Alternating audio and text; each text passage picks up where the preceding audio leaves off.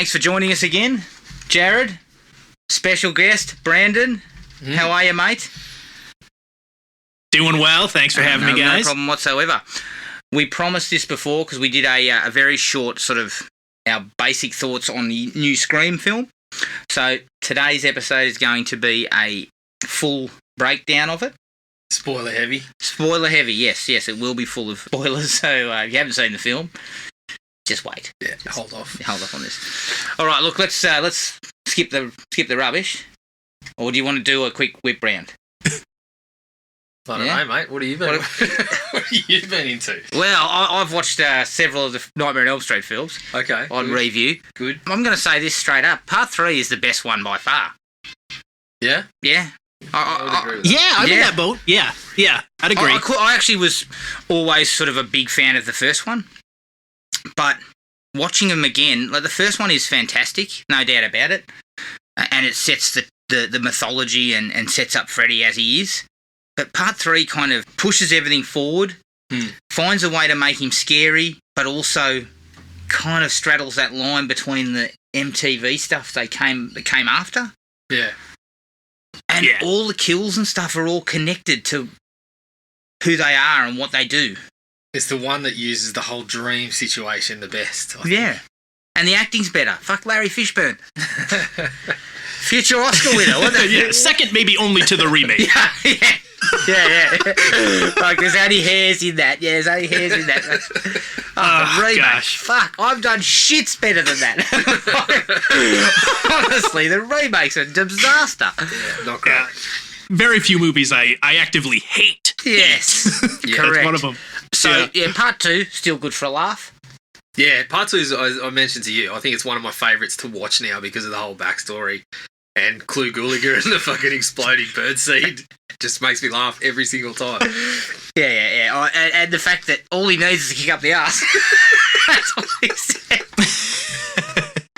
That's all he needs. That'll fix it. Yeah, definitely an entry that's more fun, I think, to revisit now, knowing the subtext and everything kind of underneath it all. Absolutely. Yeah. And I mean, my wife hated it. I was just like, I think you're looking at it the wrong way. And part 4 is just... I think part 4 is trying to be part 3. Like almost a repeat of part 3.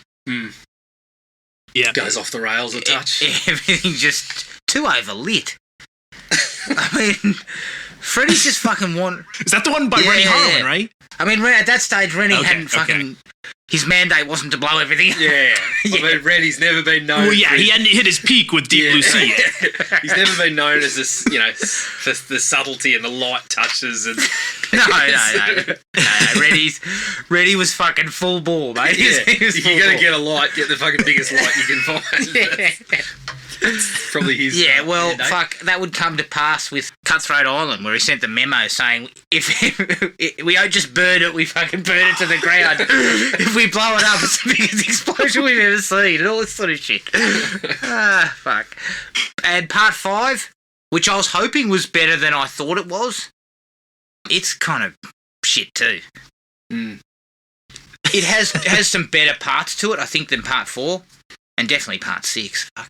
I'm in for a rough ride. Yeah. I'm looking forward to this. Like, I know that's probably one of your least favourite films of all time. Talk about actively hate. Shit. And then I've got the remake fucking punched in there. So, could be a rough time. You got the shit sandwich. You got New Nightmare in the middle, but you got you got 6 in the remake. And my brother recently said New Nightmare was a fucking disaster. Oh, no. I don't know what he was watching, but I remember thinking it was okay, so... Maybe I need to go and have another look. Yeah, I remember. What's your take on that one, Brandon? Like, New Nightmare, do you rate? Yeah, I actually enjoy New Nightmare. I think that's honestly where Wes kind of got the bug for the meta and really started to delve into those sort of interesting concepts that he'd further elaborate on in Scream. Not as good as Scream, in my opinion, and I don't quite like the look of Freddy in that one, from what I understand, or from what I can remember, because he's got this weird, like, pink look going on. And he's got a 5-finger glove. But yeah, a lot of fun bits. 5-finger glove, and it's like coming out of the hand. It's like bone or something. Like, that was a bit weird. Yeah, fuck. Come on. let's not go there. I like his coat though, full length coat. Looked like he was auditioning for. Oh yeah, the Duster, rocking the Duster. He was auditioning for the role of Angel or something in a couple of those scenes. So. He wasn't in the. What was the fucking type of coat that Costanza was selling? Wasn't one of them, was it? The executive. Yeah, well, they got it on the sheet. And I also watched a documentary about the Orlando Magic coming about. Really interesting. I actually enjoyed that a lot. Pretty good. You know what I kind of liked about Shaq, looking back on him? Other than the fact that he was fucking ripping down backboards and shit like that, I really thought was awesome. But although he was such a, he was a winner, you know, a bloke who fucking busted his ring to win, but he also had a real kind of playful sort of, you know, he didn't take himself too seriously. Yeah. Whereas your MJs and that, I mean, they were so wound so tight. You know? MJ was a fucking coiled spring, mate. It didn't take much to to fire him up. But, you know, this is what I love about this era of, and, you know, it's just a little bit of a tangent, but this is what I love about this era of sports reporting and the access you've got. For years, I was like, oh, Shaq just fucking walked out on the Magic. But then when you go back to something like this, you know, you're like... he actually gave him every opportunity and they fucked it up badly. I mean, who comes in and lowballs Shaq when you got the chance to wrap him up for his... for 7 years or 7 years, yeah. Fucking disaster. Stupid. Very good doco, though. And then, unfortunately, I had the displeasure of watching a Robert De Niro movie called The War with Grandpa. Oh, yeah. Drunk. Oh, no. I've passed it. Robert! I didn't have the What are you doing? It was actually made in 2017 and not released till 2020. Yeah, if there's any year that can handle that movie, it's 2020. Yeah, they saw it on the shelf and thought, fuck, no, people will watch this no matter what. Yep. Put it on streaming. Yep. De Niro, fuck, he's just debasing himself. So is Christopher Walken, so is Cheech Marin. These people are just making a fucking dick of themselves. Why are they doing this? Did De Niro have a tough divorce, or was that Pacino? One of them. Oh, De Niro had a tough divorce. So he's got bills to pay. Mate, but you know what? Yes, yeah. I'd rather live on the street. I'm glad they haven't hit the Bruce Willis fake movie factory or whatever happening. Whatever's happening with him. He's got a new movie out every goddamn week, and I've never heard of it. I don't understand. He must have showed up for 5 minutes. We had a conversation about Bruce the other day. Mate, if you want to retire, just fucking retire. Just do it, buddy. Money. We're all behind you. Yeah. Put a term deposit on or something, Bruce. If you need a bit of cash, like you got enough to. Bruce, to work sell a fucking house and you'll be fine. Like the rest of us haven't got the luxuries of that. I can't sell my home to finance my fucking lifestyle, but I'm sure Bruce could. He's in this strange situation where I can't work out why he's doing this, because he looks like he doesn't want to be doing it, but he doesn't have a reason like a Nick Cage or whatever that he's got to take every role. Unless Bruce is keeping it on the down low and he's fucking in this shit with the IRS. Bruce has got a gambling problem that we don't know about or something. Yeah. Or there's some sort of Illuminati conspiracy where he's forced to do this or he'll die. Yeah, I don't know. He's a secret Scientologist and they've got him under the gun. That could be it. That could be it, yeah. But he's making absolute trash, isn't he? Yeah, terrible. Terrible. I mean, I caught another trailer that he dropped. As you said, Brandon, he's dropping one every day. He's in a different movie every day. Him and Frank Grillo seem to be hanging out. Grillo. Yep. Grillo was in Cosmic Sin with him. Do you think they're fucking both in this shit with the IRS? Yeah, I don't know. There's something going on there. Some sort of covert operation to have them pay back their massive tax bills. At the end of, like when they finally became no longer superstars, the fucking Hollywood cashed in the clause that says you got to make movies until you're fucking 80. You don't get to retire, mate. Because Grillo seemed to be in a good place. Did he? In terms of the roles he was getting, he'd finally got movies that were, they're fronted by Grillo. He's in this position where, okay, they're not the best movies, but something like boss level. That's where you want to be, isn't it? You want to be fronting a movie. No, you want to be in Cosmic Sin. Yeah, you want to be in Cosmic Sin. He is at least in studio movies. He's at least in movies that were produced by studios, not some guy with a shack or warehouse that they're shooting these things out of. I don't get it, but he keeps making them. Do you think Bruce has been kidnapped? Maybe it is. Yeah, maybe he's kidnapped. He just gets a different wardrobe. They shoot a different movie every week. Yeah. He's in some dingy fucking basement somewhere, and they keep changing the sets. It's like a real life pain and gain situation. But Bruce has been kidnapped by a couple of fucking average filmmakers. And they keep changing their names. Fucking 1 minute it's Michael Wilson, the next minute it's fucking Sam Jones. He directed this one. Yeah, look, Bruce, retire. Yep. Retire, definitely retire. And that was it for me. I mean, so I'm still trying to scrub my fucking mind of The War with Grandpa, because De Niro drops trow a couple of times too.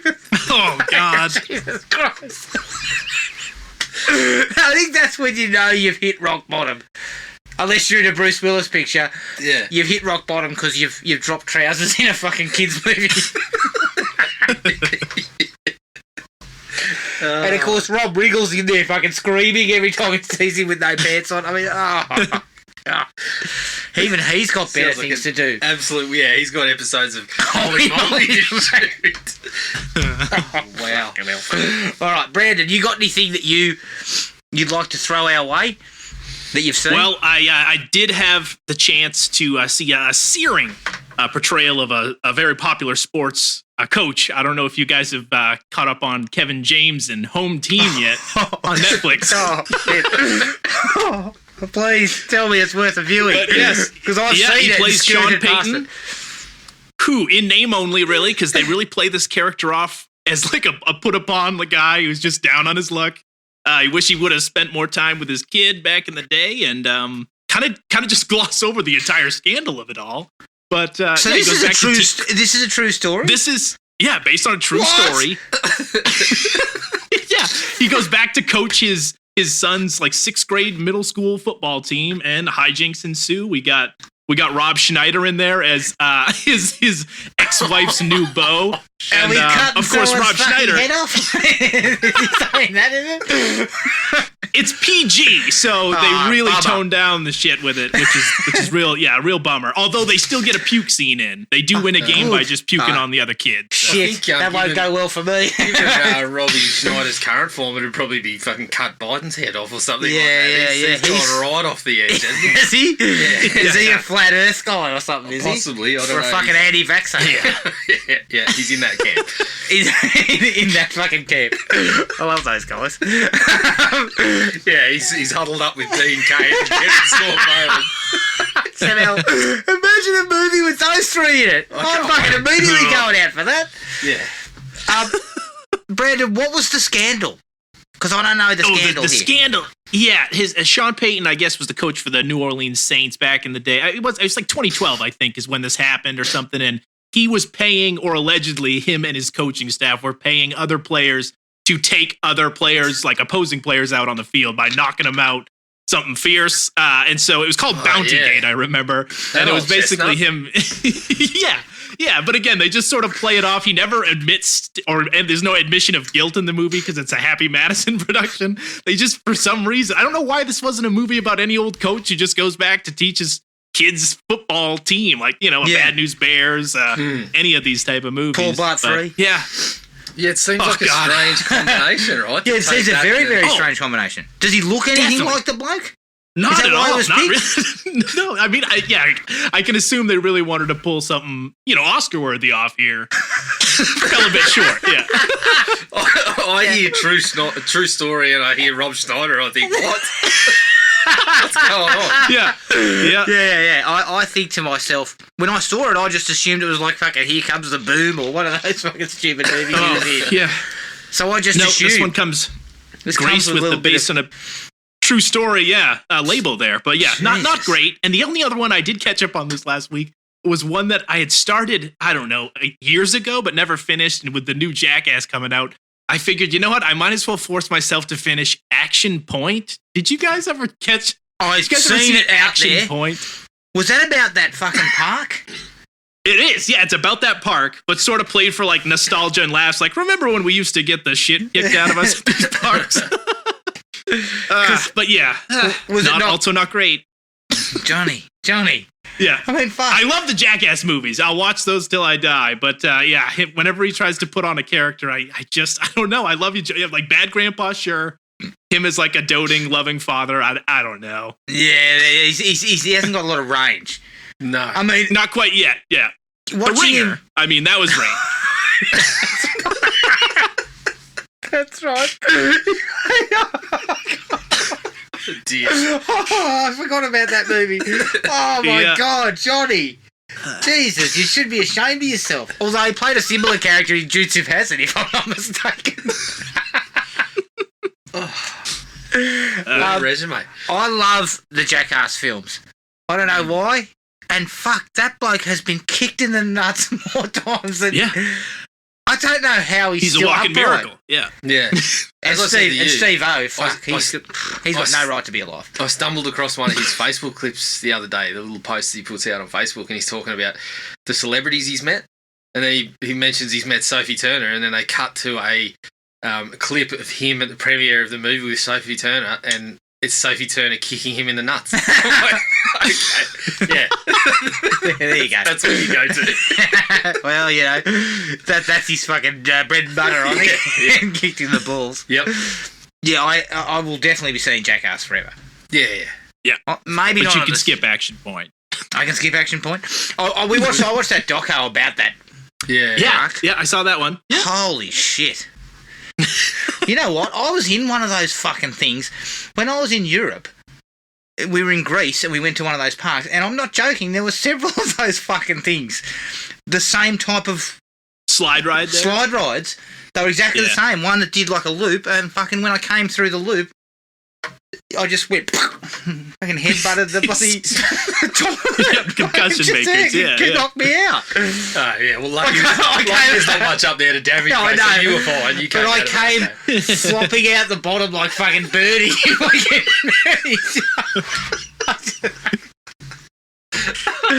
It got...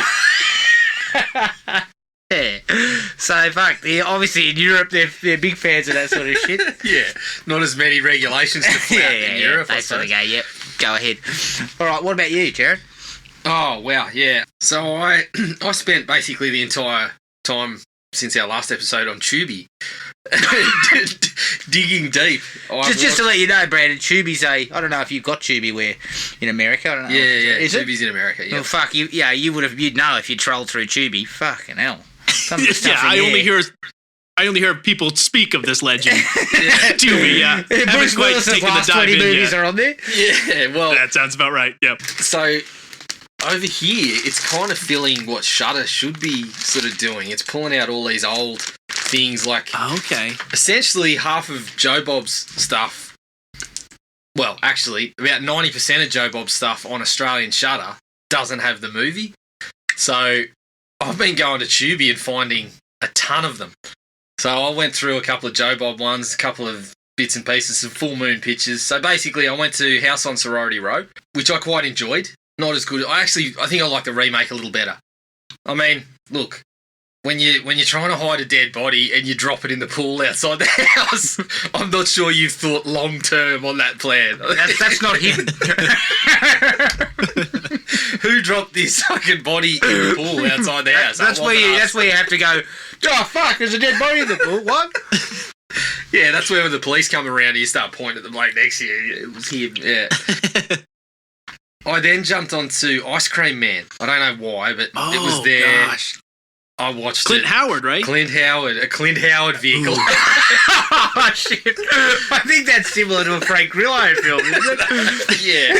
It's a step up, probably. But, yeah, look, interesting. I can see the cultish elements to it, but I didn't think it was something that I would be going back to very often.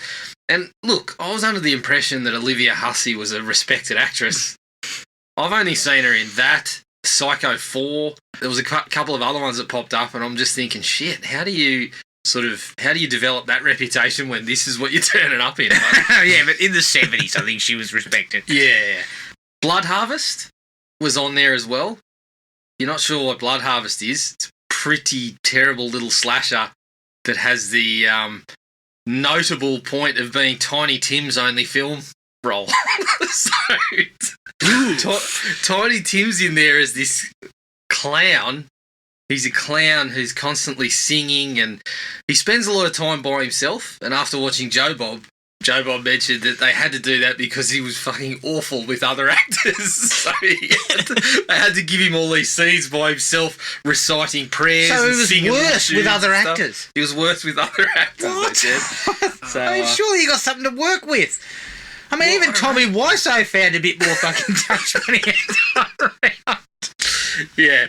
Look, it was interesting enough, and Tiny Tim was kind of, I don't know, he was. I didn't think he was. We're talking bad. about the tiptoe through the tulips. Yeah, yep. Yeah. Yep. Oh shit. He's tiptoeing through fucking something, and it's not tulips. He's rampaging through his fucking performance like a rhino, not tiptoeing through anything. So yeah, it was, I wonder why he didn't get any more work. have a look at this, and you'll probably get your answers.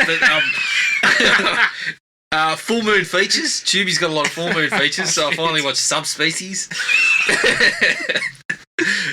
Couldn't recommend it highly. It was okay, but you know. I'll just say, and look, I've watched a lot of shit, Jared, so I'm prepared to take a little bit of back from you, but fuck, you would watch a dong turn. Like, honestly.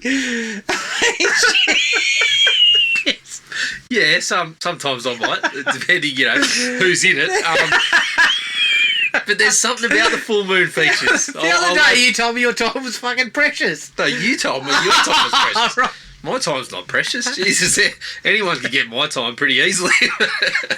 No, I think there's something about the full moon features. It's just that kind of cheap renegade sort of style. I mean, every second full moon features takes place in the fucking castle that Charles Band owns. Like, it's Subspecies, fucking Castle Freak. There's a few of them that was shot in the castle in his fucking holiday house, basically, or holiday castle In Romania? I think it's Italy. Nah. But Subspecies was shot in Romania. Life is cheap. Well, I think it's because they could get easy access to all these fucking relics and old cemeteries and shit, and no one cared. So yeah, but I probably shouldn't spend too much more time with the full moon features. But Subspecies does have 3 more movies in the series, so I'll probably get to them at some point. I mean, are these things like, not to come across as a scumbag or anything, but these are kind of tits and ass and gore sort of. I'm just asking. I feel less bad about bringing Home Team up earlier. Yeah, Fuck, that looks like an Oscar winner. Yeah, sometimes it's this. I mean, Joe Bob talks about when Roger Corman used to tell him, you've got to have one woman derobe at about halfway through the movie, then you've got to have another one at about 3/4 of the way through the movie. All this. Look, Charles Band is from the same school of filmmaking, I think, right. But there's not as much of that. Not as much that I could see. I probably could do with a bit more, to be honest. Yeah, he's more interested in the storyline, the narrative, the character arcs. Yeah, he's more interested in half-assed stories, bad special effects. Yeah. But Yeah, you don't get me through the door with that. So, but it's like these ones in the 90s, that there's sort of late 80s to late 90s full moon features. There's something there, because now full moons is the ones that are making like the Ginger Dead Man and the Evil Bong. Oh god, yep. So I probably won't be watching the those. Evil Bong. Sounds like a ripper. Yeah, and lastly, I went through. I'm working my way through Frank Henenlotter's films because I hadn't seen him before, and they're mentioned quite a lot on Shudder and Joe Bob and that sort of stuff. So, Brain Damage, Basket Case 1, 2, and 3, tick them all off the list. Frankenhooker? Frankenhooker's the last one I got to watch. So that's my list. I don't know if I can call it recommendations. It's just a list. It's a list. It makes our opinions coming up here very valid. People should listen to it. Yeah, exactly. I've watched What a roster of movies we watched. Yeah. Jesus. I can tell you right now, it's fucking, we're 25 minutes in and people have already turned off. They'll just be like, well, these fuckers know nothing. Right, okay. So that's everything? That's everything. Okay. Right, let's take a break. And here's the trailer for Scream from 2022.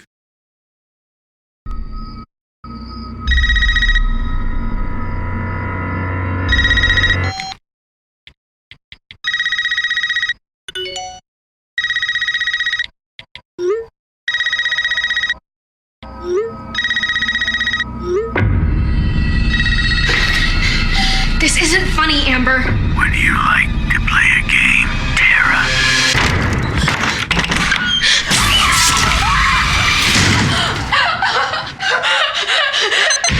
Doors unlocked. All doors locked. Doors unlocked.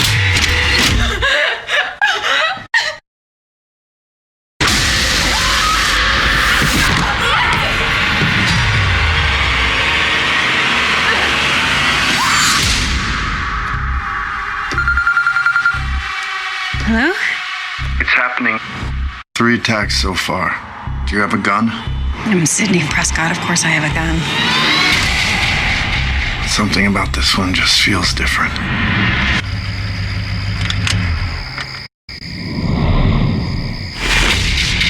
Samantha? I know who you are. I've been through this a lot. This is your life now, which means that whoever this is going to keep coming for you. You ready for this? Never. Oh, stop. Wait. There's certain rules to surviving. The attacks were all on people related to the original killers. Whatever his link is to our past, it's pulled us all back here. And I won't sleep until he's in the ground.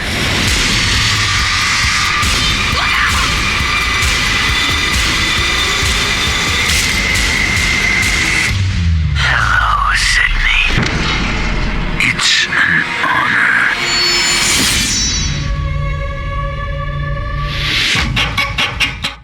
Scream from 2022. It's directed by Matt Bettinelli-Olpin and Tyler Gillette, who both did Ready or Not. It's produced by James Vanderbilt, who produced White House Down, Paul Nanstein, who produced Bed Rest, and William Chirac, who produced Suspiria. It's written by James Vanderbilt and Gary Busick, who wrote some episodes of Castle Rock. It stars Neve Campbell as Sydney Prescott, Courtney Cox as Gail Weathers, David Arquette as Dewey Riley, Melissa Barrera as Sam Carpenter, Jack Quaid as Richie Kirsch, Mickey Madison as Amber Freeman, and Jenna Ortega as Tara Carpenter. The budget was $24 million, and the box office so far is $112 million worldwide. And as per the previous films, Roger L. Jackson is actually on the phone with the characters as Ghostface. All right. Brandon, as our guest, give us your thoughts and a score on the new Scream. Yeah, I gotta say, I was pretty pleasantly surprised, and I think above all else, it feels like a Scream movie, and that's what I was most worried about going into it. Without Wes, without Kevin Williamson, just worried that it wouldn't be able to capture any sort of tone or consistency with those previous films. And we've talked about it earlier that this is probably, next to Halloween, my favorite horror franchise. And Evil died tonight, you know what I mean? I gotta be honest, though, I did have I had a blast for the most part. I do have some problems with it. It's not a perfect entry. It may not be my favorite sequel, but I'm sure we'll get into that later on with the rankings and whatnot. But I think for a legacy requel or whatever this is self-proclaimed to be, I think it does what it needs to. I think it appeases, it pleases fans, and it can also serve as one of those new entries to people who are brand new to the series. And overall, I would say, remind me, you guys do the 5-star? What's your highest? Out of 4. All right. Out of 4, I'm gonna give it. I'd give it a 3.75. I'd give it just below a 4. I think there room for improvement, and we'll get into that, I'm sure, later on here. But there was enough of this that I liked to get me excited about the franchise. I'm sure we'll also get into this later on. Not sure where they'll go with it, and I'm not sure I'm quite excited about where they'll go with it. But if this was truly, and now actually us talking, this recently have been announced that there is going to be a 6th film. I don't know how I feel about that. I think this could have been a nice capper. Knowing that there's going to be more after this kind of also influences my opinion. But I do think it was a solid reboot or requel or however you want to go about it. And yeah, a lot's to like here. I was just so worried going into it. I do remember just walking into that theater the first time. not having been excited for anything since really Halloween Kills. And yeah, I enjoyed Scream. I gotta say, I enjoyed it. Excellent. My take, I thought it was a really, really good sequel. In the vein of Halloween 2018. You know, that kind of being able to kind of reboot the franchise and recapture what was really good about it previously. I love the mixture of the legacy characters and the new ones to freshen things up. And I think there are actually a number of nice little twists and plot involvements that are quite good and unexpected. I, like you, was a bit sort of, I don't know what to expect here. So I was very pleasantly surprised. And you know what? Fucking David Arquette. This was a fucking superb performance from him. His best performance since Ready to Rumble. Yes. No, I'm kidding. He was genuinely capital G good in this movie. Yeah. He almost like the anchor of this movie, and which we'll get into much more as we talk. But there's one shit performance from my perspective, and there are some problems. But overall, I think all the killer reveal and the finale and everything is fantastic. And, you know, wait and see what we say when we look at and rank the series again. But I consider it very highly, put it that way. So I gave it 3.5. Jared? Yeah, I'm pretty much in agreement with what both of you guys were saying. As Brandon mentioned, Halloween Kills was the last kind of movie I had a bit of a buzz going into. And that's what it is these days. If there's a new Halloween, there's a new Scream, there's a new, hopefully in the near future we can get that again with Nightmare on Elm Street and Friday the 13th. They're the ones that get me going. They're my kind of event movies. They're the ones I get a real buzz for. Yeah. And the same, I was not sure walking into it, but I was kind of excited by that. I liked the fact that they hadn't given away barely anything in the previews, other than one fairly notable thing that I think they probably could have held back on. But I enjoyed the fact that we barely knew anything going in. We just knew a couple of the faces and, you know, who was back and whatnot. But I think the legacy, the requel stuff is handled really, really well. The ideas genuinely surprised me on particular points. I think the Ghostface sequences are, for the most part, pretty good, which, again, was a big thing I was concerned about, being that, you know, everything else had been handled by Wes Craven. I think they did a really good job of trying to kind of recapture things, but they put their own spin on it by having things a little more, I don't know, a little more gritty, a little more kind of full on than some of Wes Craven's Ghostface scenes. The reveals got a bit of a dislike to a portion of it, but in terms of the commentary that they're making, one of the best. It's one of the best reveals in terms of fitting in with that meta Scream movie sort of stuff, and what it's actually trying to say about and to the audience. So yeah, I was really happy with it as well. I think we all went and saw it a couple of times, and I think the second time I saw it was even better because I'd seen it, I was happy with it. I went back in and just kind of took it all in the next time around, and just really, really enjoyed it the second time. So I'm at a 3.5 at the moment, but I think it's also another one of these ones that's got a potential to age really well, like some of the other ones have. Yeah. Yep. Totally agree. Now, Luke, he gave it 4 out of 5. He was absolutely peaking to be back here. As far as he's concerned, best Scream film since the original.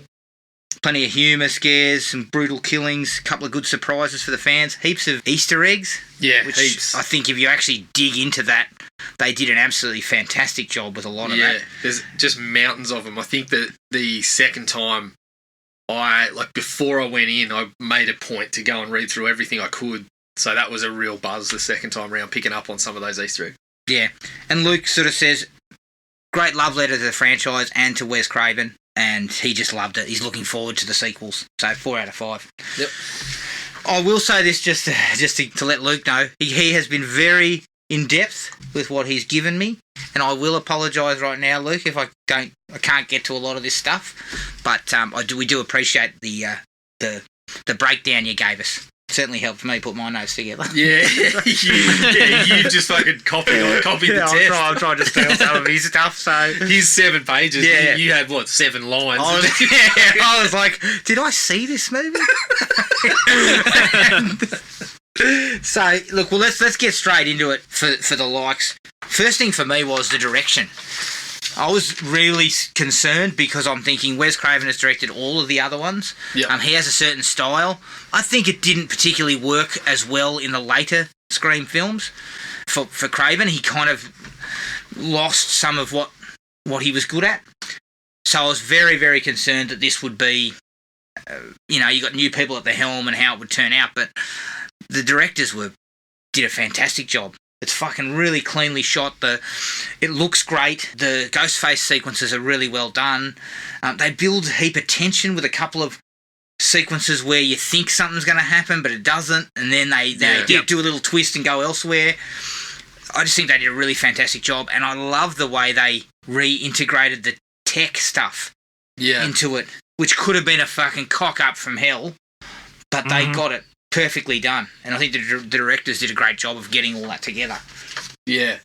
Couple of scenes that's showing a little bit of that playfulness too that we kind of expect from the franchise. So, very self-aware of what the audience expectations are and how they can play with them.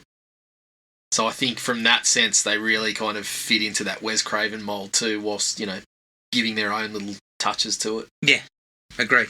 Yeah, I loved Ready or Not. I thought that was such a great blend of just kind of humor and horror at the same time. And so when they were announced, I was kind of rattling my brain like, God damn, I don't know who else I would have chosen. It was like kind of a current modern filmmaker to replace Wes Craven for this specific series. Those guys seem like a good fit. And yeah, I was pleasantly surprised. They did a good job. Wes Craven has a knack for, even in some of his shittier films, he keeps the pace moving. It's very rarely that I'm ever bored in a Wes Craven movie, and specifically those Scream movies, even though so much of them are steeped in that sort of melodramatic soap opera when it gets into the, family ties and this and that. Even in the downtime, he keeps it moving. And one of my, I think, certainly not a disappointment, but I would note that there were a few moments in the middle of this movie here where I did sort of miss that Wes Craven ability to just keep things moving, keep it snappy. But again, from perspective of just losing both the writer and the director of this series, I think they did a great job at really capturing the spirit of Scream. Yeah, and you make a good point there about Kevin Williamson, because sometimes he kind of gets forgotten because he hasn't had as strong an involvement in some of the other ones. But really, the last time he's had as little involvement was Scream 3. And we know how that turned out. So that was probably what made me a little bit nervous about things going in, was the writing aspect and knowing that last time someone stepped in, it just missed the marks on all those things we expected from a Kevin Williamson script. Yeah, see, but I got a different take, and it'll actually come across a bit more in my rejigging of the series. I was actually happy he wasn't involved, because I actually think he'd kind of run out of ideas. I don't particularly like Scream 4. Well, going back to, I heard a conversation with him about some of his old ideas, and it was only about a week before I saw the movie. I think it was on, I think it was the Horror Queers podcast, interviewed him, and they brought up some of his ideas that got brushed for Scream 3 and 4. Yeah. And I don't think he did run out of ideas. I just think they maybe didn't use the good ones. Yeah, well, it's true. Oh, okay. I believe there were problems with Scream 4 with the studio, so maybe that's not necessarily his writing was that bad. It may have been chopped up and fucked around with. Yeah. But I'm not saying he's perfect, but I think he's what he does with these slasher things, he does have a pretty good wealth of sort of good ideas that could go either way, but if they're handled pretty well, which Wes Craven usually did. But I like the idea of someone new having a go at it. Yeah. And looking at James Vanderbilt's resume, it's pretty damn good. He's written things like Zodiac and stuff like that. He had a pedigree as a really good sort of A-list sort of writer, not a fucking subspecies. Aaron Kruger, Reindeer Games, Aaron Transformers: Revenge of the Fallen. That's right. That guy. Has he been run out of Hollywood yet? Because fuck, he should. He's be. still making them. Yeah. Oh, God. Yeah, he's one of those blokes where you look at the resume and you think he's got something on someone. He's got a photo. He's got a compromising photo or something. Like He's got some fucking leaked text somewhere. yeah.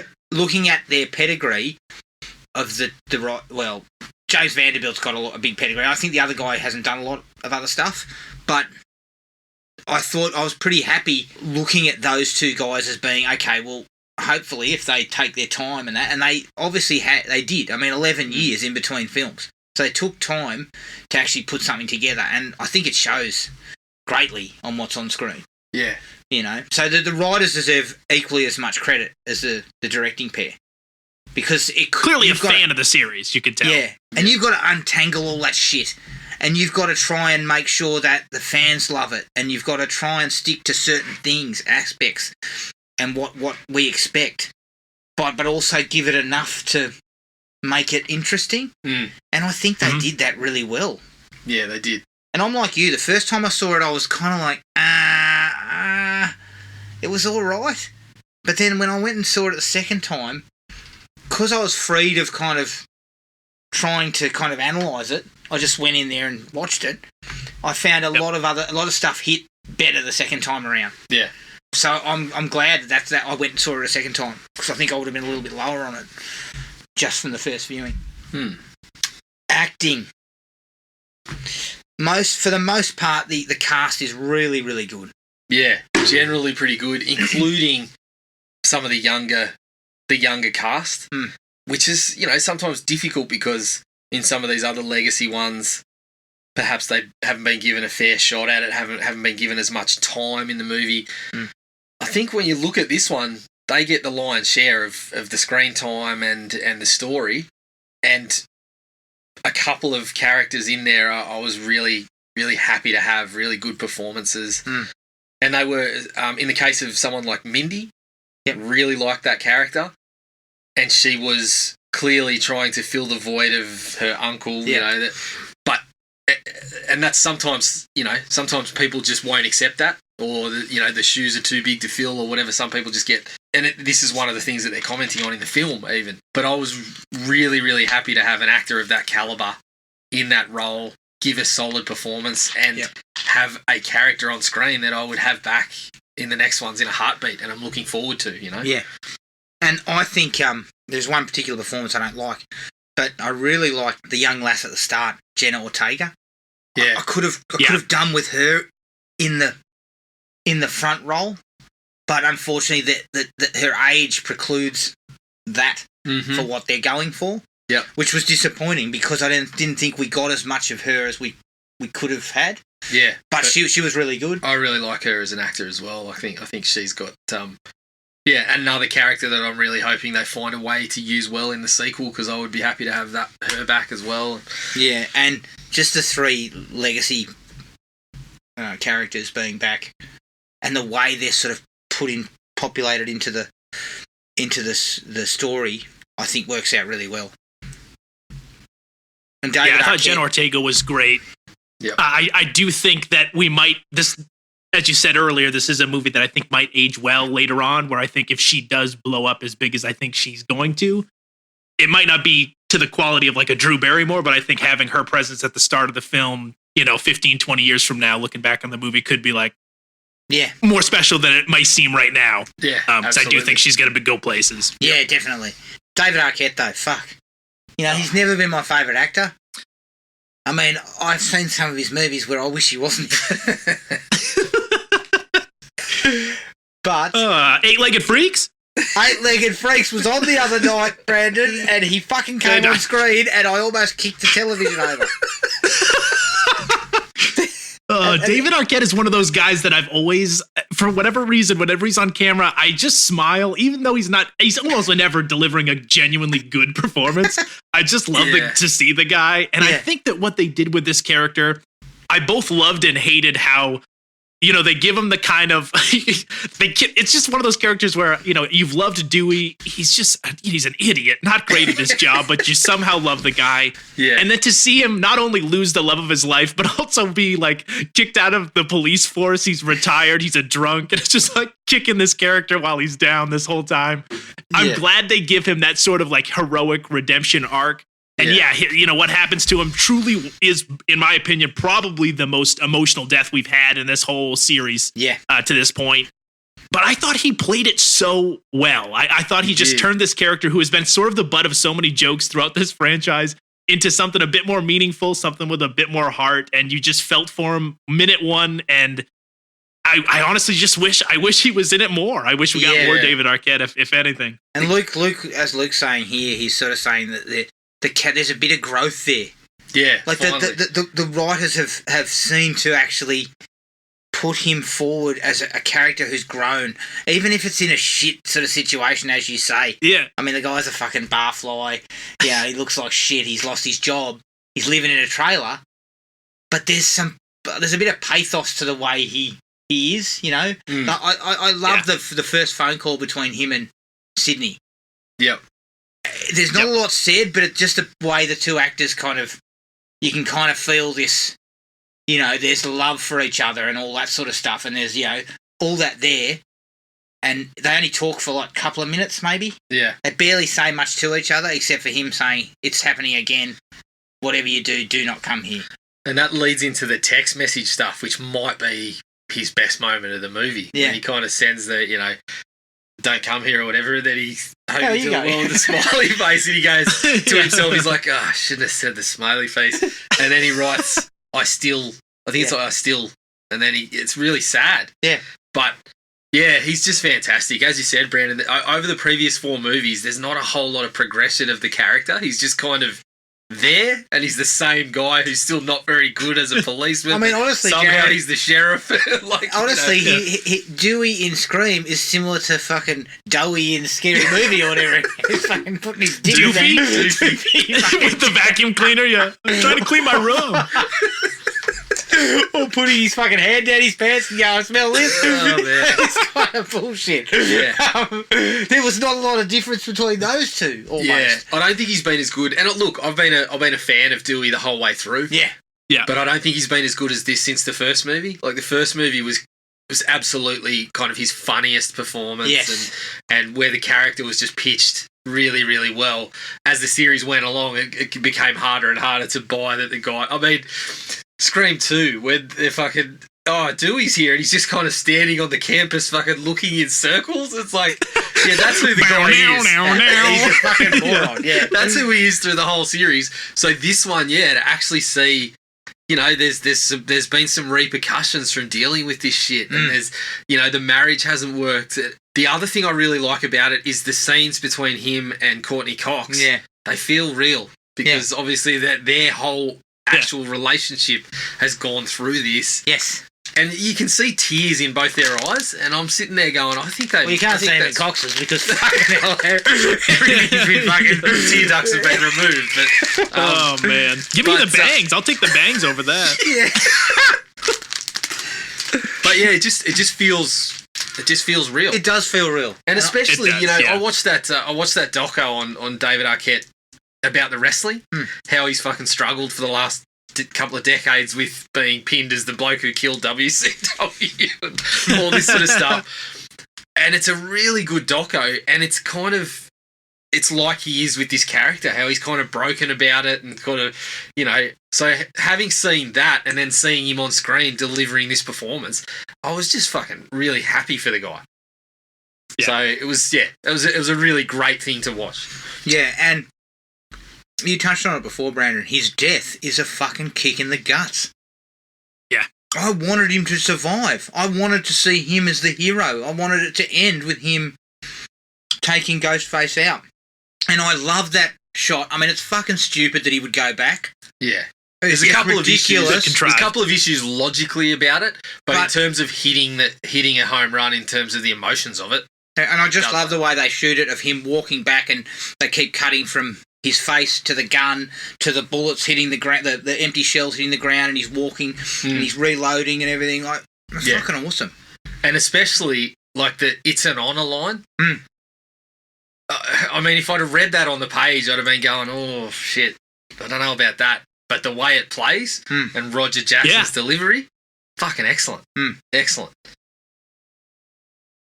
Really, really good. I was fucking dirty that he was dead. Yeah, which is funny. I was 'cause too. You've been a big proponent of Dewey's a pain in the ass. Killing, and that's sort of the double-edged sword of it all too. Is that moment really does lend the movie a sense of like, oh fuck, maybe like this is finally one of those sequels that maybe people aren't safe. You know what I mean? It really does up the stakes. Yeah. But at the same time, it really is like, damn it, oh, anyone else. Yeah, I was just loving what he was doing. Anyone else, yeah. Exactly, spot on. Because these movies have, and it's been one of my bugbears with Scream as a series, is that they tended to lean back on the key characters and say and use these things about all bets are off. I mean, fucking Patrick Dempsey, you know, the fucking who's still alive in the canon of this movie series, which I love. He better show up in Scream 6. He better show up. But Jared's got problems with him. Yeah. I mean, when I found out when Sydney mentioned the name, and I'm like, she's married McDreamy, I can just imagine him getting down on one knee and going, "You're the love of my life." Oh yeah. What's your favorite scary movie? Oh, fuck my life. Oh, you cockhead. But, because, I believe it's in 3 where Patrick Dempsey says, all bets are off. Yeah. But no bets were off. Yeah. Like, and watching 3, I remember thinking, you are not going to kill any of these characters, are you?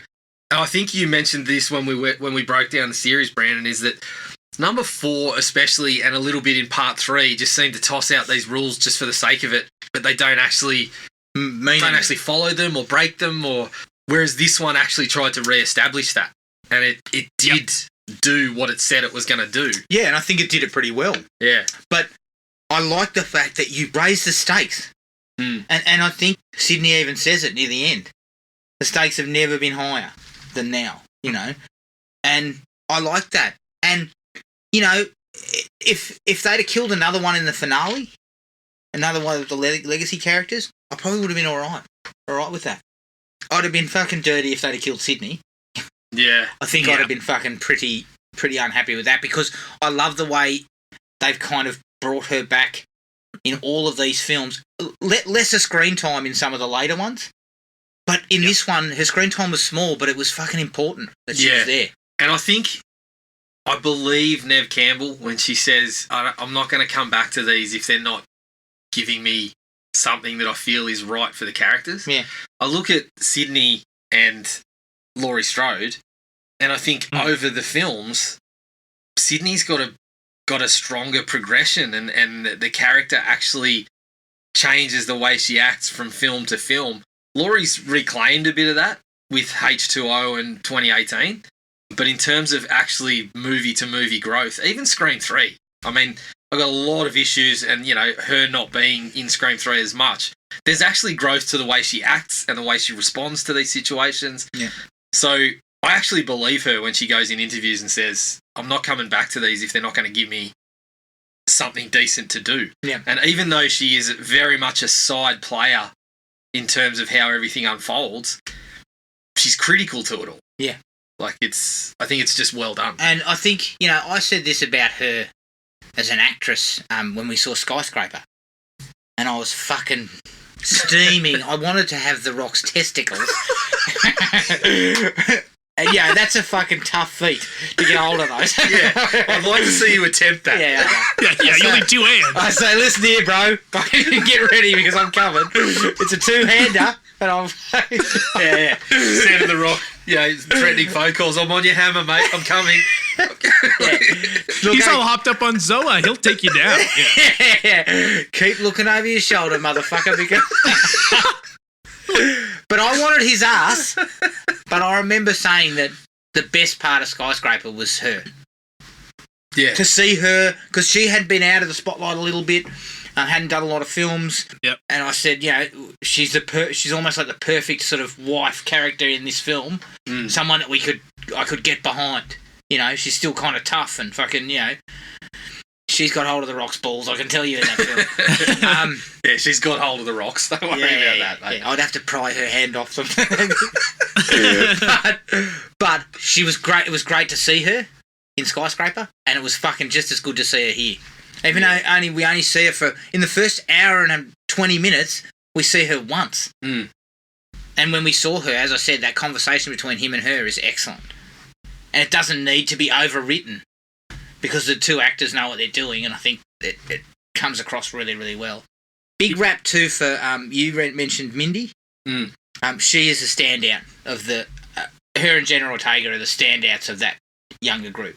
Yeah, I think so. I do like Jack Quaid. I think he's fine in the role that he's given, and he plays it just well enough that you can kind of play him both ways as the kind of loving, dorky, aloof boyfriend, or what he turns into towards the end. But I will say, out of the new cast, that will be one of my negatives, is that it's just not. And again, I go back and forth. Is if the original Scream was released today, would I feel the same about not growing up with these characters and having the past 25 years with those and just enjoying those characters' presence? Yeah. Will people have of this new crew? And I just don't quite see it. I'm not in love with a lot of these people, unfortunately. But I will say that yes, Mindy's a standout. I thought Jack Quaid was all right, and I did really enjoy Jenna Ortega. The twins in general, even her brother, I think is a fine character. Yeah. Dylan Minnette, the kid from 13 Reasons Why, they all play their part. They're all decent actors. Yeah, no one. Yes, exactly. I'm glad they didn't get a shittier cast. Like this could have really turned into an MTV Scream real quick, and I'm glad it did.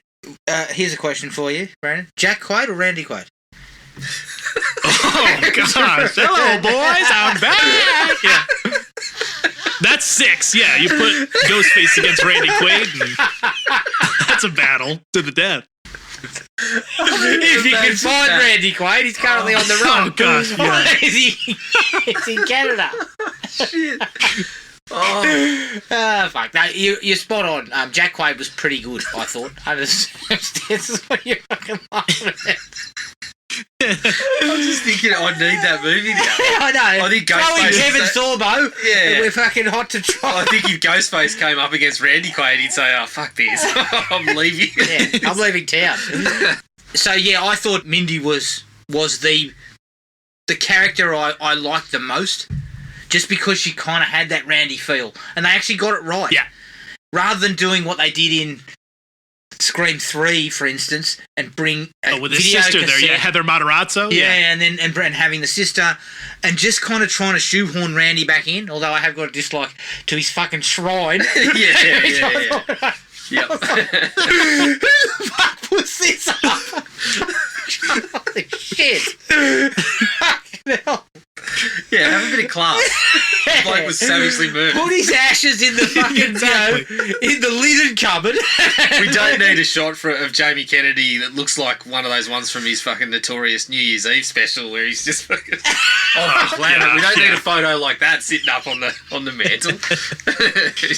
something I wish classy. it had been his character from Malibu's Most Wanted. Shit, it's a prick. Oh God! Remember we saw him in that. This is a fucking. We're off track here, people. But remember that fucking movie with Tom Atkins that had him in it? It was a slasher movie. Trick! Yeah. Oh my God!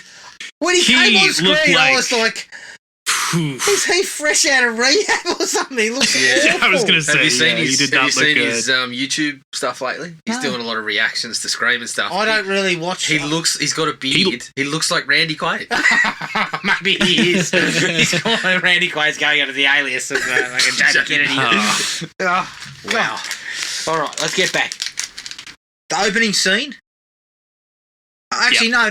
One other thing I was going to bring up, and I think you touched on it when you were talking about your thoughts on the film, Jared, is Ghostface is actually somewhat menacing again. Yeah. Probably the first time in quite a while. Yep. They don't all work. But like sometimes the phone calls can go on too long, and they don't kind of hit. Like the first one was like lightning in a bottle. Yes. Like, and all the fucking times he rang, it was menacing, and he had that whole, I'll gut you like a fish. I thought it was all the, very similar. When I was looking back at it the second time, I was like, Yeah, the first one is lightning in a bottle. Everything was just so clean. Everything worked so well that the sequels are just varying degrees. I mean, this one's probably a litre of lightning. Scream 3, they probably just maybe a shot of lightning. What they did is but chucked a couple of fucking cables on a car battery and, you know. But yeah, you're right. And I think I've always liked that Ghostface took some lumps. You know, Ghostface got walloped or whatever. Yeah, it introduces some inconsistencies when someone gets whacked in the face, and then the rest of the movie, once you find out who it was, they don't have a fucking black eye or anything. But I enjoyed that Ghostface took a bit of treatment. Yeah. They take a bit of that out. There's not as much of that. I noticed a little bit of it in the opening scene, a little bit of it with Dewey, but the menace is there. Like, the scenes are... There was a couple where I was like, oh, shit, you know, which I haven't really done in the last couple of Scream sequels. Yeah. So it actually hits a bit better. The phone calls he makes actually have a little bit more to them. And I think that was, you know, that's good considering 3 and 4. Yeah.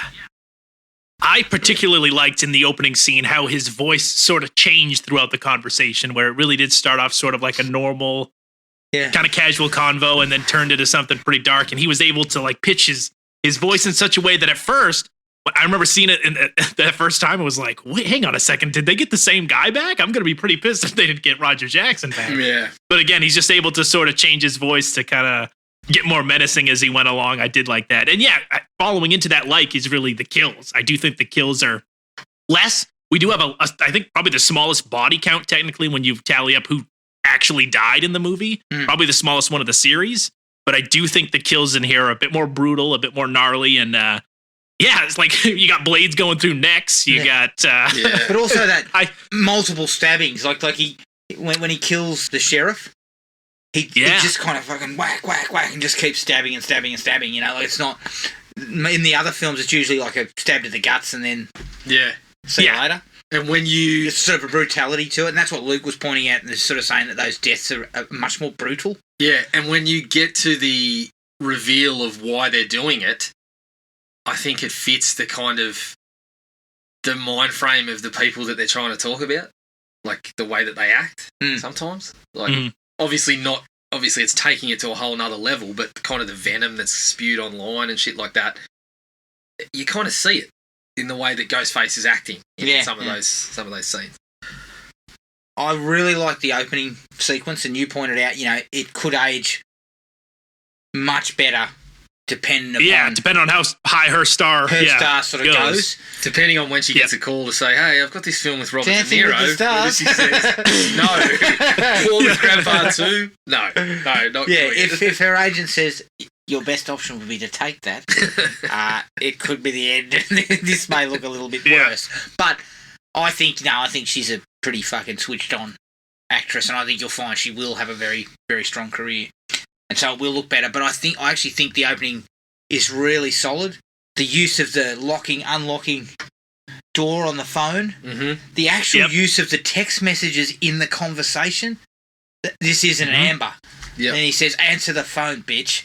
Yeah. It's like, reminiscent of some of those earlier, like you said, never quite hits the peaks of the dialogue from Ghostface in that initial sequence in Scream. But it's pretty much as good as we've gotten throughout the series. As Luke points out in his discussion, it kind of almost like recreates that opening scene with the, we're going to have a quiz. You know, I kind of like that they brought that back somewhat. And that fits from the get-go. Again, the second viewing made this even clearer. Even though you knew sort of this was going to be weaved into the film throughout, they go with the whole gatekeeping of fandom from minute one. From those conversations, when she talks about elevated horror and talks about the Babadook and all that sort of stuff, and he kind of goes, sounds kind of boring and all this sort of stuff. Like, that's, on second viewing, that was even better. Yes. And I think that's the stuff that's going to age really well. Really funny that's what they're going with, and that's the way that they're choosing to approach that kind of gatekeeping fandom. And I really, really like that. And a huge rap for her not being killed.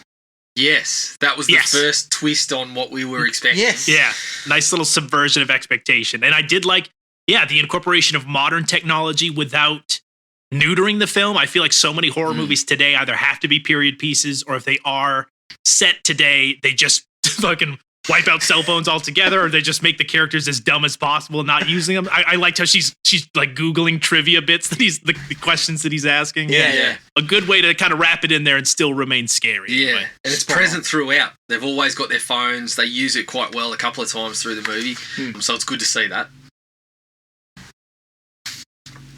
As I said before, the first meeting between Sydney and Dewey works a treat. And I really do like that line of, do you have a gun? I'm Sydney fucking Prescott. Of course I've got a gun. Yep. I really thought those sort of things, again, just sort of touching back on some of the other films.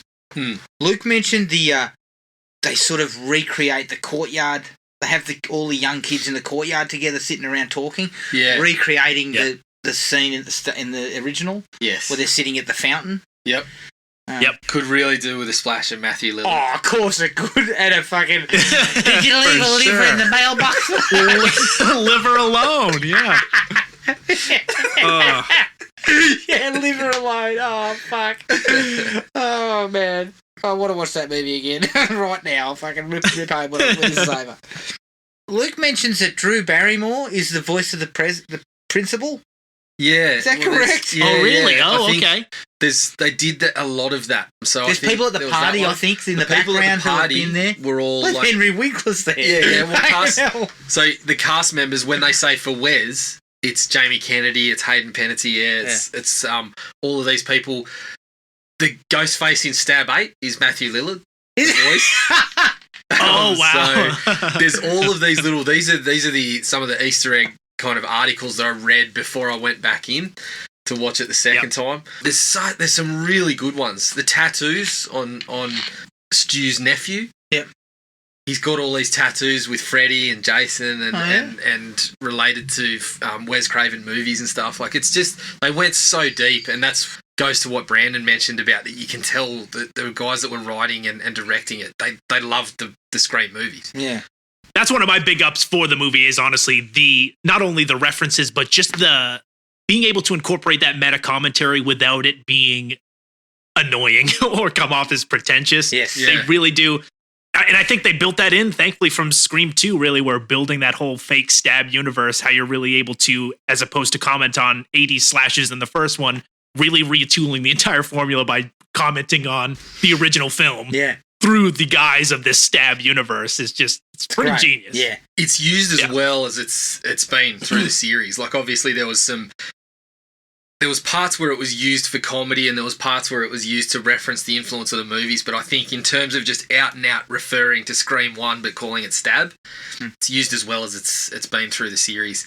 And I really like that it doesn't feel like it's got this, like you said, it doesn't feel like it's sort of condescending to the toxic fandom.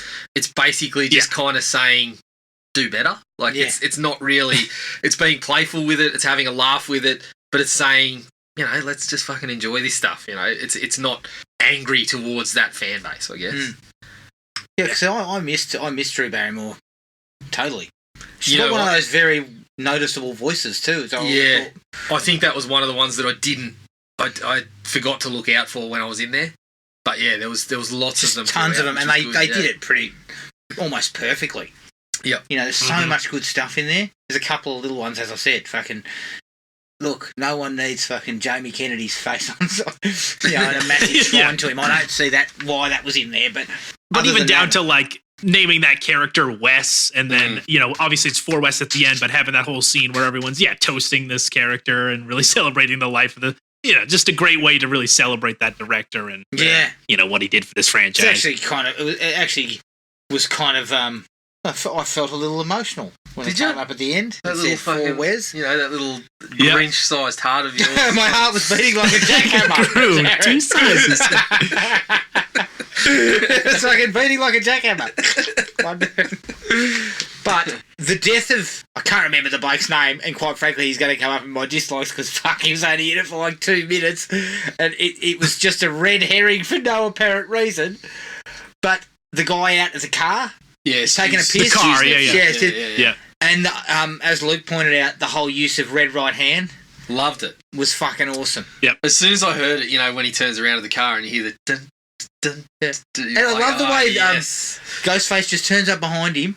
He turns around and then he just goes, fucking jabs him in the neck. Yep. So it's really quick. You see, you know what? I actually, again, second viewing, I actually really like that because at first you got these characters that are, taken care of quite quickly. Him, namely, but they establish very quickly that there's a reason for that. Yes. It's a pattern. Yeah. So I didn't mind having like a fucking dildo like him turn up in 2 minutes. Fucking Carl Gallagher. His fucking performance is ridiculous. Yeah, it is. Nightmare on Elm Street reboot. That guy. Yes, right? yeah. He's in that too. He wanders into the frame and goes, "Hey, baby." I'm just like, holy shit, where did you Quite come the smooth from? criminal. Yeah. Yeah. Oh, fuck, I love it.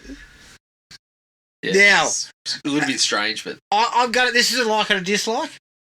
Okay? I actually somewhat appreciated the Billy Loomis seeing him a couple of times. The early going, it was well played. yes. I really like that one where he's talking to her in the fucking rearview mirror going, it's time to get in there and start ripping out some fucking throats. Yeah. And you know what? The de-aging didn't look as bad as I thought it Really? did. Well, Holy there's shit. the first time it's passable. The one in the rearview mirror is the one where I was really kind of like, oh yeah, that sticks out. That's where there's some light on it. Yeah. But yeah, I mean, the man's still very good looking. You just want to, some soft lighting, some Vaseline. Probably just could. Look, I've seen him. I saw him at a doing a sighting somewhere. And fuck, mate, he needs a fair bit of Vaseline. Yeah, a bit of Vaseline. He's still a good-looking guy. Probably doesn't have the undercut anymore. Yeah. Well, the chill factor money ran out. So. Yeah, the Newton but I will boys, say, it's the always Newton boys residuals.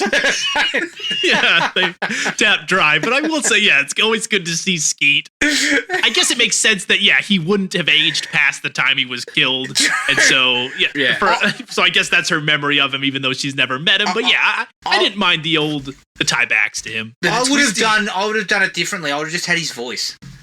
Yeah, but you know what? The first time you saw him too. in the hospital, I kind of liked that as the way to reveal that this is where we were going.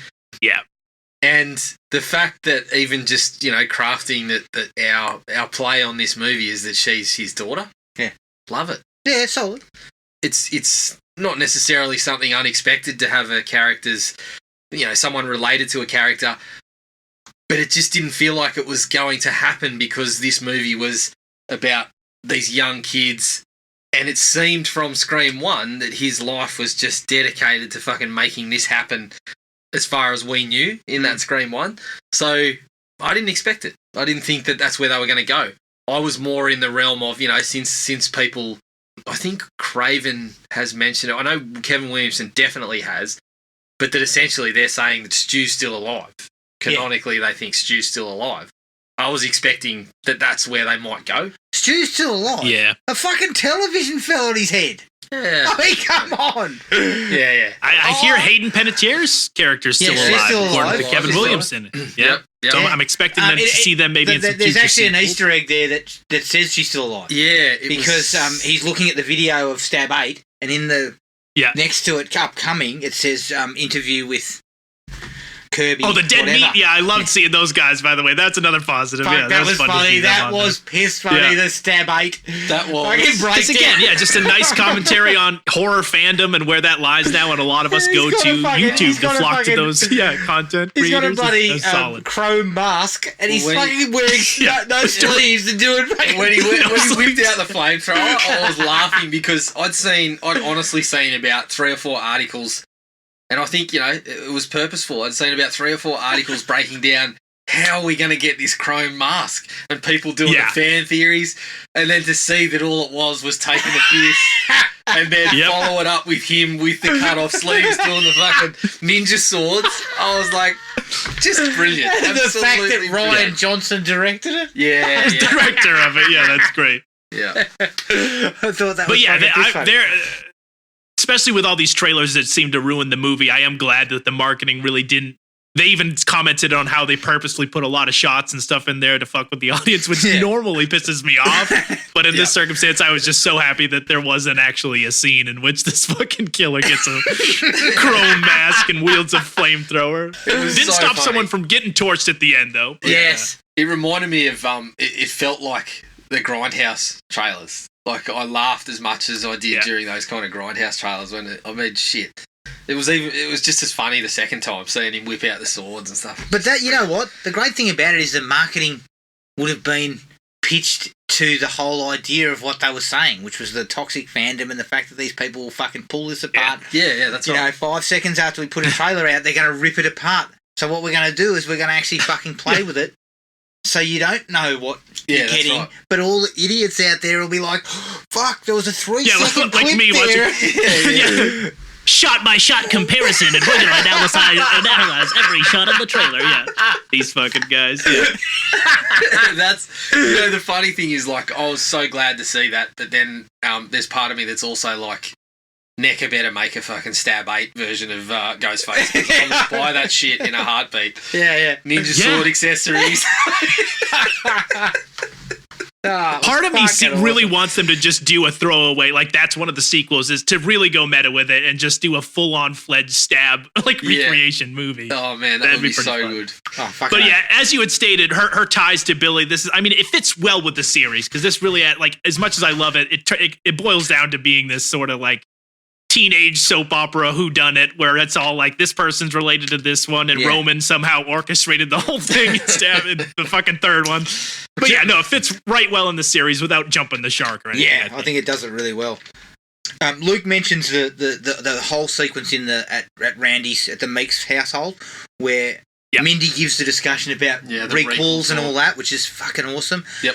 And that's where Dewey hits the nail on the head and goes, "Never trust the fucking love interest."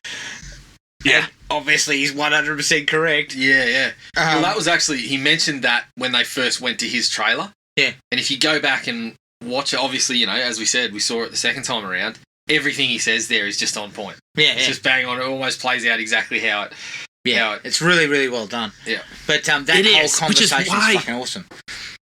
And that's also why I feel like his death is so disappointing to me. Not in the terms of it raising the stakes in the movie, because it does, but the fact that he just doesn't follow his own rules. It just seems so contrived at that point to have him walk away. And it's like, I know what you're doing, and it sets up a great moment.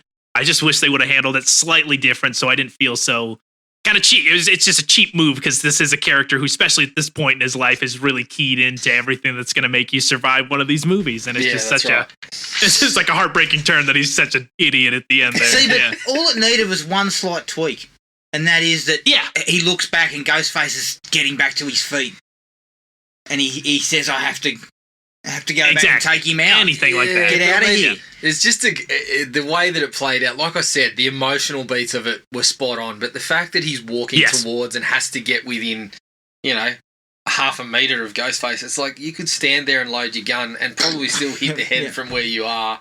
Yeah. Like, it just, that was one of the disappointing elements to me. And there's a couple more, but I'll save that for the dislikes, because I've got a couple of negatives to how the hospital stuff played out. But I agree totally in that sense. Yeah, I really like the death of Wes and the sheriff. As I said before, they actually Deputy play a Hicks. little bit of they kind of play a little bit of he's going to die any second now as he moves around the house. Any second now he's going to close the door and fucking there's going to be Ghostface. Yeah, and then Ghostface calls her. She fucking hightails back, and he's in the shower. And once again, you're still thinking Ghostface is going to go him first. Yep. And then as she runs up the stairs, he just appears out in the front porch. Yeah. I thought it was a really cool way to just sort of twist it around enough. Excellent little scare. Excellent little kind of, again, you don't expect it in the middle of the daylight. You know what I mean? Taking the surprise element. And then I actually really liked after that, when that's all gone down, where Wes is walking around and you kind of, the music's rising and goes, and he's opening a door and then he closes it. Nothing happens. No mind. Nothing happens. And then eventually it's just Ghostface is standing there and then whack, you know, like it's, I thought that stuff that playfulness was much appreciated. Yeah. I haven't been that surprised since I saw Ghostface in the supermarket, I think. There's two shots. There's two shots in the original Scream. I've seen it so many times, but two shots of the movie, I'm always like, that just doesn't fit right in that shot. And then when she's talking outside in the bushes, when he's just bushes. Scary movie style running behind the tree. Yeah, Fucking it's so come funny. on. And he also does, you know, the one I love about the tree is you kind of get the shot and, you know, you see it and he kind of goes, and then takes off. And you're like, the one in the fucking little pose supermarket's and run. ridiculous. the supermarket's ridiculous. So no one's going, what the fuck are you doing here with a fucking mask on? Yeah, they sort of established, everyone's running around in this, but then they're at the point in the movie where it's kind of like, the sheriff's clamping down. You know? People are going to get shot. I'm not going to pick up some milk and bread in the fucking Ghostface costume. At least I'm taking the mask off, for Christ's sake. But you know what, though? Those two shots are not necessary either. Like, you could cut those bits out and it wouldn't change the film one bit. No, I think it fits in. No. I think it's like what Brandon was saying before. It's just this stuff about Wes Craven keeping this kind of pace and keeping you on edge. And in the midst of it, like the first time I watched Scream, I didn't think twice about the fact that it was broad daylight and he's hiding behind a bush. You know, and if the neighbour happens to come out to trim Get some the fuck out of my yard! what the fuck are you doing in there? Like, I think it's it's just that thing where there was moments without Ghostface and it was the conversation and the exposition where Wes Craven just chose to, we got to get a quick glimpse to keep us on our toes. Yeah. But yeah, once you go back and watch it as many times as we have, you do kind of think, oh, I wouldn't be doing that. I think I'd be sneaking around the suburbs in my Ghostface costume. Yeah. You liked the lemon squares too, didn't you? Lemon squares line, only because, and you know, I'd kind of forgotten about it, but watching Scream 4, a day or two before we watched it the first time and getting the whole your lemon squares taste like arse line, that was a good giggle for me. So when I saw it on the fridge, I was like, yeah, nice. Just another nice touch for the people that wrote it, just demonstrating that they know the series, they know what the fans enjoyed. Well, so much of the movie is really geared toward that first film and trying to recreate it, that it was nice to see the little sequel nods throughout. Yep. It was nice to see, you know, she doesn't do much, but, you know, Marley Shelton, I think it is. Yeah. Yeah, good to see her. I was trying to rack my brain, like, who else could have come back from some of the previous sequels, and other than Patrick Dempsey. I wish we would have gotten the cameraman from Scream 2. Yeah. Well, that was actually, we had a conversation beforehand, and we kind of mentioned, you know, Adam and I were both sort of saying, look, there wasn't all that much of a reason to bring her back in terms of like fan favourite or anything like that. No. But it was the one that made sense. If we're going back to Woodsboro and you've decided on Dewey's storyline, well, that was the one that made sense. But yeah, I too am. I mean, I'm still dirty that Joel hasn't come back somewhere in the series, as you know. Especially now, Gail's back in New York. He could have worked his way up the ladder. Hey, I'm coming back with you. Like, well, that would have been. It would have been an easy Easter egg to have him there. Scream 6. It's got to happen. Yeah. Luke was a big fan of when Gail and Dewey come back together. And I think that was really well played, and we spoke about it before. Yeah. It almost feels like real life. Excellent scene. And the two of them kind of bounce off each other like I would have expected. Two people who have obviously known each other for a long, long time and were together and had a marriage breakdown and everything like that. And, you know, the whole thing of you were meant to stay in Woodsboro, you know, and I was meant to go. Yeah. I thought that stuff was really cool. Yep. I actually really like the little exchange too, where Sam kind of says she doesn't want to be involved, and they talk about the new passing of the torch or whatever, and Gail comes out and says, you talk about the original, this is the original, and points to Sydney. I thought some of that stuff was quite cool. That conversation there, where she's kind of saying, we got to take him out. You've got to hang around. I also liked how the characters weren't so stupid as a lot of like her first response is like, we're just gonna fucking leave. Yeah. I guess that makes sense. Yeah, like we're just gonna leave here. Like it just makes sense to go. Yeah. Of course, they have that little contrivance with the inhaler, right? Inhaler, yeah. But I did also like the way that Jack Quay's kind of there going, no, we're not fucking going. Like, selling the whole, I'm not in on it. Yep.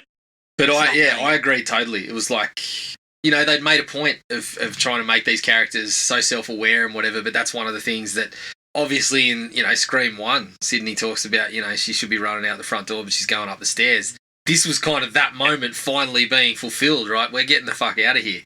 So, yeah, I really dug that was the approach they were taking there as well. It played nicely into Richie being part of it all. Yeah. But, I like that was her first initial thought was, nah. Pack your shit, get out of here. Let's get out of here. I'm getting her out of danger. I'm getting me out of danger. Let's get the hell out of here. Yeah, that was cool. I really liked the use of the Find My Phone thing. Yeah. Again, a little bit of tech involving mobile phones could have gone fucking sideways, Yeah. like some of that stuff can, but it actually worked out really well. Yeah, and it was probably the best part of that scene. That was not one of my favourite scenes. No, in the it movie, wasn't. But I love the fact that when he gets back to try to turn it off too, though, and he's got blood on his fingers and he's trying to use the phone, I'm like, yeah, that's that classic frustration of when you got some shit on your hands and you're trying to... Just a bit more of that humour. But again, just plays into that how we spoke about they embraced the tech, which you kind of had to. Scream's always been about that. It's always been about the killer talking on the phone. And now that that's moved along, I love that they moved along with it and found a way to fit that stuff in. Taking it back to the house, the original house, same party sort of setup, a lot of the same stuff. Watching Stab, the scene where Randy's talking to the television, all of that was great. And all that whole sort of running through of, I'll be right back, you know, going down to get beers. Yep. And then Mindy kind of says, you never go down there on your own. Yeah. Fits the whole premise of the movie, the way that they were speaking about requels. It's like, okay, well, we're going to finish it in the same place that we did, and we're going to have scenes that played out in the same room. And yeah, it's really, really, really... Again, there's Easter eggs galore in that, and it could have been really shithouse. Like, a lot of it could be looked back on. If it's just a hair wrong, we're all looking at it and going, this was shit. Cringing, yeah. Yeah, cringing, thinking you just crammed all this stuff in. But it seems like they took such care to get it all in there. And then one of my favourite sequences is where Ghostface rings Sydney. And she's just like, you're the most derivative of the lot. Yeah. I mean, they're the fucking same house. And he goes, well, yeah, he starts up his menacing shit. And she goes, I'm bored. and I love how she's shooting through closet doors. Yeah, like, tell me if you're a good person. Wait. Yeah, She just fucking hangs up on him. And shooting through the doors and all that. Like, she's kind of just, back to the sort of balls. Just had sort of it. thing. Yeah. I really, really liked a lot of that. And coming into that, the explanation of who the killers are. Yeah. We get Amber, obviously, and as we said before, spoilers, Amber and Randy Quaid. Richie. But the conversation about why they're doing it and the fact that they're almost like creating fresh material for the writers to use. Yeah. We're going to have a killing spree and it's going to work out because the Stab 8 was so bad. We love these films and we've got to... All of that stuff kind of played really well. As I said, the first time I was kind of a bit like, oh, nah. But the second time it kind of unravels better for me. Like I just sort of felt I went with it a bit more. And I really liked the bit where she says, how did you find out about the fact that I was Billy Loomis's daughter or whatever? And Amber just goes, hey, your mum's a fucking drunk. She wanders around and told everybody. Yeah. Which, by the way, to be honest, the hell is the mom? I don't know. I want to know who that mom is. I want it to be one of the cheerleaders in the bathroom. Oh, yeah. Bubble butt boyfriend, Billy. That would be piss funny. Yeah, but look, that would. Look, I didn't love that. I didn't love her saying that. I just thought, fucking, if that's how you found out, how the fuck did no one else know? Yeah. But what you're saying about how the ending played out, again, I loved it. I loved the way that they were speaking about the film. I loved the way that they were talking about, what about my ending and all this, and, getting so fucking dirty about it not coming together the way they planned. I mean, we've spoken about this. Obviously, we are, a group of average blokes that just wanted to put a podcast together because we like movies and stuff like that. We've talked a bit of crap about some of them, but I don't see myself in that category. I see myself as someone who loves these movies. Even the ones that I dislike, I've never gone on and signed a fucking petition to have someone fucking yanked from a film studio or a petition to remake the last thing of Game of Thrones. I mean, some of these series, something like Friday, that's part of what you love about it. You accept the shit, warts and all. You know, for as much as I don't like about Friday 5, you kind of accept it and find things to love about it and whatever. So I don't consider myself in that type of fan base. And I really disagree with the way some people act about it. So I loved that was the way that they chose to approach it, to take it to this level and talk about, the entitled fandom and that you're ruining this and that we're going to fucking kill people to get the way that we want it and whatever. I just, again, especially second time around, I just loved it. I loved the way that they rationalised what they were doing. And the finale is just fucking on for young and old. I mean, my favourite sequence, and I've almost forgot about it the first time, is fucking Sydney and Gail just pick Amber up and throw her across the fucking island in the middle of the kitchen. And then when she backs into the corner, she's like, "I'm just a little kid. Wasn't doing anything." And she says, "You killed my best friend." And she goes, "And he went down like a pussy." And fucking Gail goes whack and punches her fair in the head. Yeah, it was a good scene actually. And it's on for young and old in every fucking room. Yeah, spread out. It's all happening in the kitchen. And then Richie's fucking chasing Sam around the rest of the house, and it's really it plays out somewhat. There are little bits that also reminisce about the first one as well. Yes. Him going up the stairs looking for her and screaming out and all that sort of stuff. And I actually the first time around I was a bit down on them just assuming that Sam would leave Tara tied up. Yeah. But then the second time around, I was like, no, this all fits. This guy thinks he's fucking so smart and thinks he's got it all planned out and that this would work better. This is the way it should be and this is how it would work. But there's actually stuff in his plan that doesn't work. I think it all just, again, I think it's just well crafted and it fit what they were actually trying to say about the killers. Yes. Yeah. It fit the series, the motives of the series in better than I think some of the other sequels have. And especially now looking back at the entire series, when you look through each villain's motives and why they're doing this, really 3 seems to be the only outlier where it doesn't seem, number 2 is kind of blaming the movies. You've also got the family tie with Billy's mom, but then you got 4 where it's sort of this like Instagram celebrity look at everything. And then this 5th one with fans. The 3rd one really is that one, even though he is quote unquote like trying to make his own movie, more so about his relationship with Sydney and their history. I did like in this one, it might be my favorite way of one of these killers has been dispatched when Sam just goes fucking hog wild, just stabbing him, 20 times or whatever. Didn't love her final line before she, didn't love the way she delivered that line, but I did love the fact that he just got stabbed to death. I love the way he delivered it though. What about my ending? Yeah. And then that poor girl gets lit on fire for the second time. I've seen that girl torched Once Upon a Time in Hollywood too. It's like, oh man, there must have been some sort of in-joke in the casting. She's collecting. She's collecting a resume. I mean, imagine her fucking sizzle reel of the way she's been killed on film. Is she the one who gets fucking torched by Leonardo DiCaprio? DiCaprio in the pool, yeah. Gets the head. It's so funny. Shit. I've just backtracked on a couple of things Luke has here. He really liked the bit where Chad and Liv are on the couch and they're making out and she says we should go upstairs and he's like, Yeah. You should be the killer. Again, not quite as dumb as some of these characters can be. It's actually kind of like if you were actually trying to preserve your life. Nah, mate, I'm going. Yes. Well, if I'm gonna die, I'm going out. I'm going out on top. And he does actually run through here when they say 2 wheres at the party.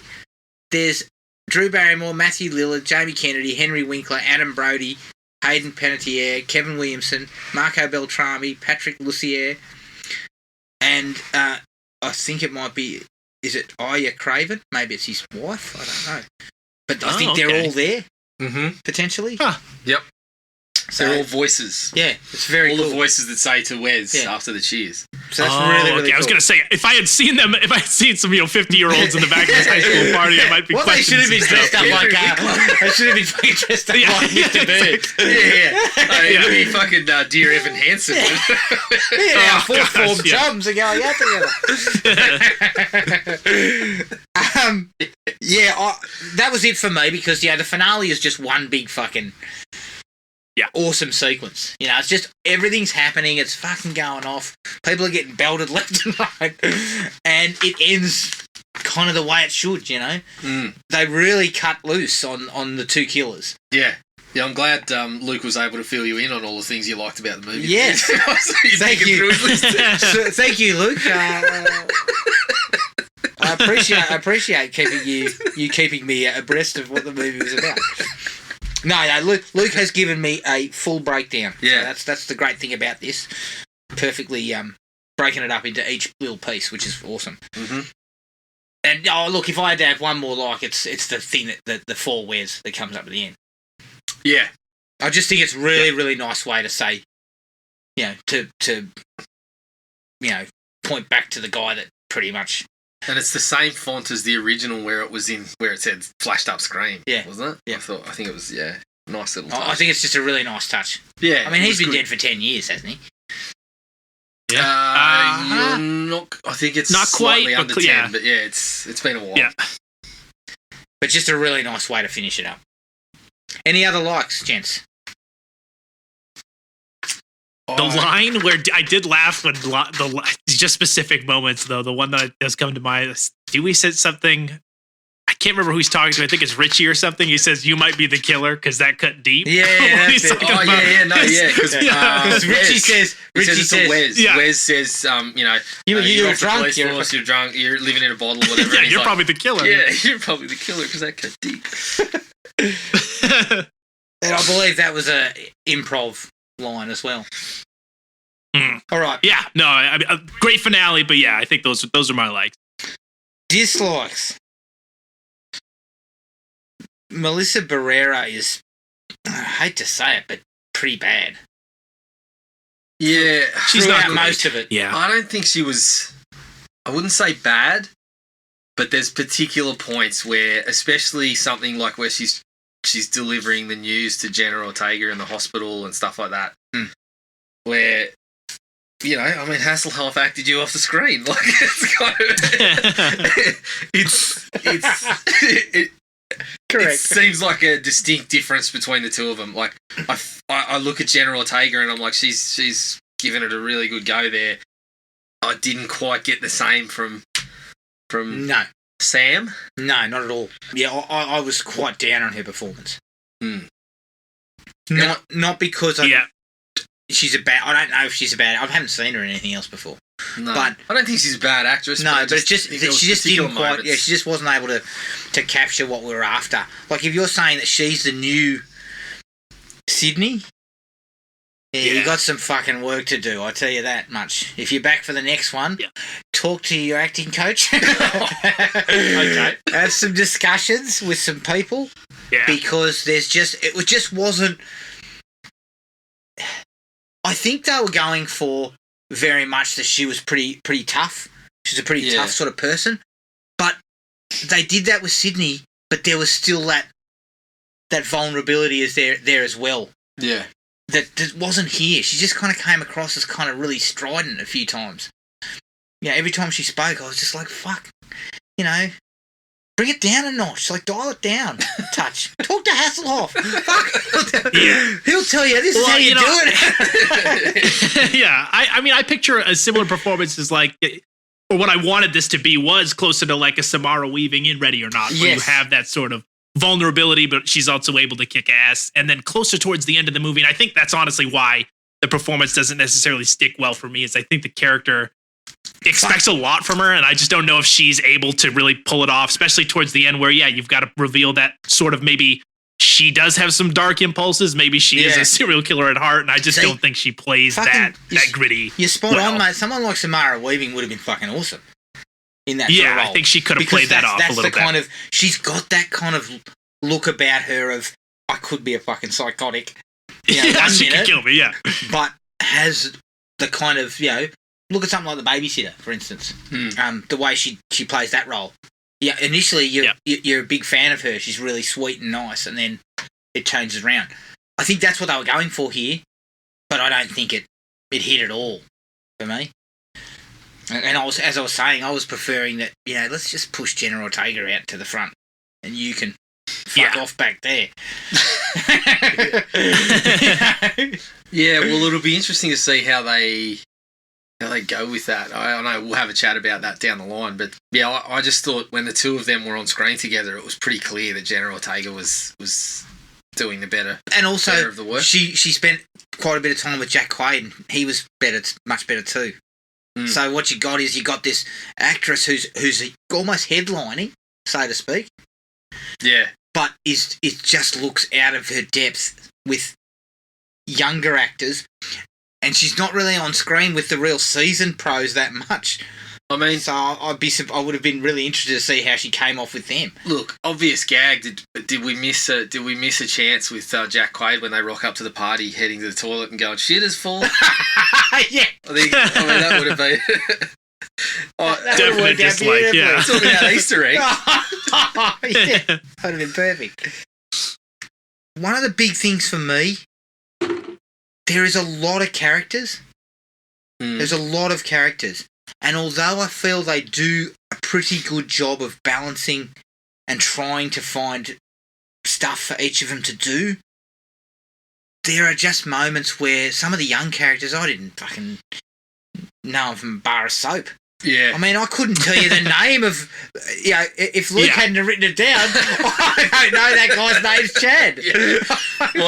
When I went back in for the second viewing, I couldn't tell you his name when they first popped up. I had to make a point of, but I think it's definitely there. It's kind of a result of trying to make space for the legacy characters and the new characters, and they balance some of it pretty well. But yeah, there's a handful.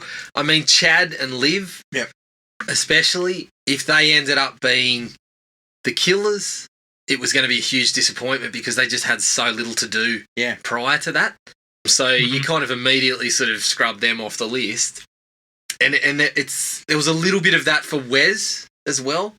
I mean, he gets a little bit of talk during that Dewey scene and then he's gone. I will say this. I feel like it's one of the very rare Scream films, even as good as it is, where you see some fodder. Yeah, and some of it was a decent amount of fodder. I mean, some of it was intentional, obviously. Yeah. Got cock. The girlfriend there, of the twin. Yeah. Yep. His girlfriend there, who really, when you look back at it, I think is honestly the only person other than the killers to die in the finale. Yes. It's kind of a bloodless. It turns out many of them wind up surviving, and that was kind of one of my downs. That's is right, that the body count is pretty low. Yeah, she gets a headshot. Yeah, and then it's Wes just is obviously purposeful so they can have those little scenes that they're going for, but. There is a touch of that. And, they tried to address some of it with this pattern that's going on. But, you expect it, I guess. The pattern sort of... They start a pattern, and then the pattern just seems to be, well, you were in Scream 4, and then we'll kill your son. Like, the pattern kind of goes away as well. Yeah. It's just there to establish... So they keep talking about who's Gallner next. was Stu's nephew. What? His performance is fucking shit. He is a shit. He doesn't get much to do. I know, but he's fucking chewing on a fucking... What's he got? He's got a mullet. He's chewing on a fucking, toothpick or something. And he's there going, "Hey, baby." Yeah. I mean, as an actor, I'd have been fucking felt like I got a slap in the face when they gave me that role. Because when I saw him, I thought, we all know Kyle Gallner. He'll be in it for a little bit. Like, he'll actually be around. Because he's an actor of some note. And then fucking boom, he's out the door. Yeah. I mean, the best part of his performance is fucking urinating against the fucking tree. What's he say? Isn't he going like, "Fuck this bar," and then he goes, "Fuck fuck it. He's trying to yell out something. I can't remember exactly what he said. Yeah, It's like it's just someone told him to fucking his redneck performance is rubbish. It's rubbish. Hey, look, I feel for the bloke. He didn't have much to do. But yeah, I can see what you're saying. There was a little bit there to just kind of... There was so many characters that there was just only so much that you could give some of them. So Yeah. Luke kind of felt that he would have liked a little bit more. It to be a little bit longer. A bit longer. Give you a little bit more character stuff, give you a bit more Ghostface. Just kind of, spread it out a little bit longer. I would kind of perhaps agree a little bit. Yeah. But make it, make some more family connections. Oh, yeah, this was Roman's second cousin or something like, Yeah. Jesus Christ. I think a little more time with some of these characters might make me feel a bit better about their future in this Yes. series, because one of my dislikes here is just it just doesn't get me excited for future installments, being that it seems like that legacy cast really might not have an interest in returning, or there's not a huge need for them to come back. And so if we're just stuck with who we've set up so far, a little worried, or I'm not very as excited as I was for this one. And so I think it does work for this movie, them setting them up, and from beginning to end, I think it's a solid group of characters. But I do worry if this is what we're set up with in that next one, who I'm going to gravitate to, hoping they bring in some new blood or some fresh or some faces from the past films, but Matthew Lillard or Joel or this or that. Yeah. Got to spice up something. Yeah. Yeah, I would agree. I think you probably hit the nail on the head there. It sort of sits to greenlighting a sequel now. After, it's done well financially. I get that. But, once again, when they do, the fucking studios do this kind of shit because they don't actually think about, well, is there a story to tell here? Yeah, I Is there guess something for us to tell? I guess the good part of it is, from what I've read, the Radio Silence guys obviously had a good idea for this one, but they've planned For a couple more. Yeah. Now, I did hear that from David Gordon Green and Kenny fucking Powers, but, so hopefully... Yeah, I hear the next Scream opens with Sydney in a mental institution, and she ends up kissing her brother when he stabs her off the side of the building. I think that's how that next one starts. Yeah. You know what, though? You fucking cannot cut Kenny Powers a break, can you?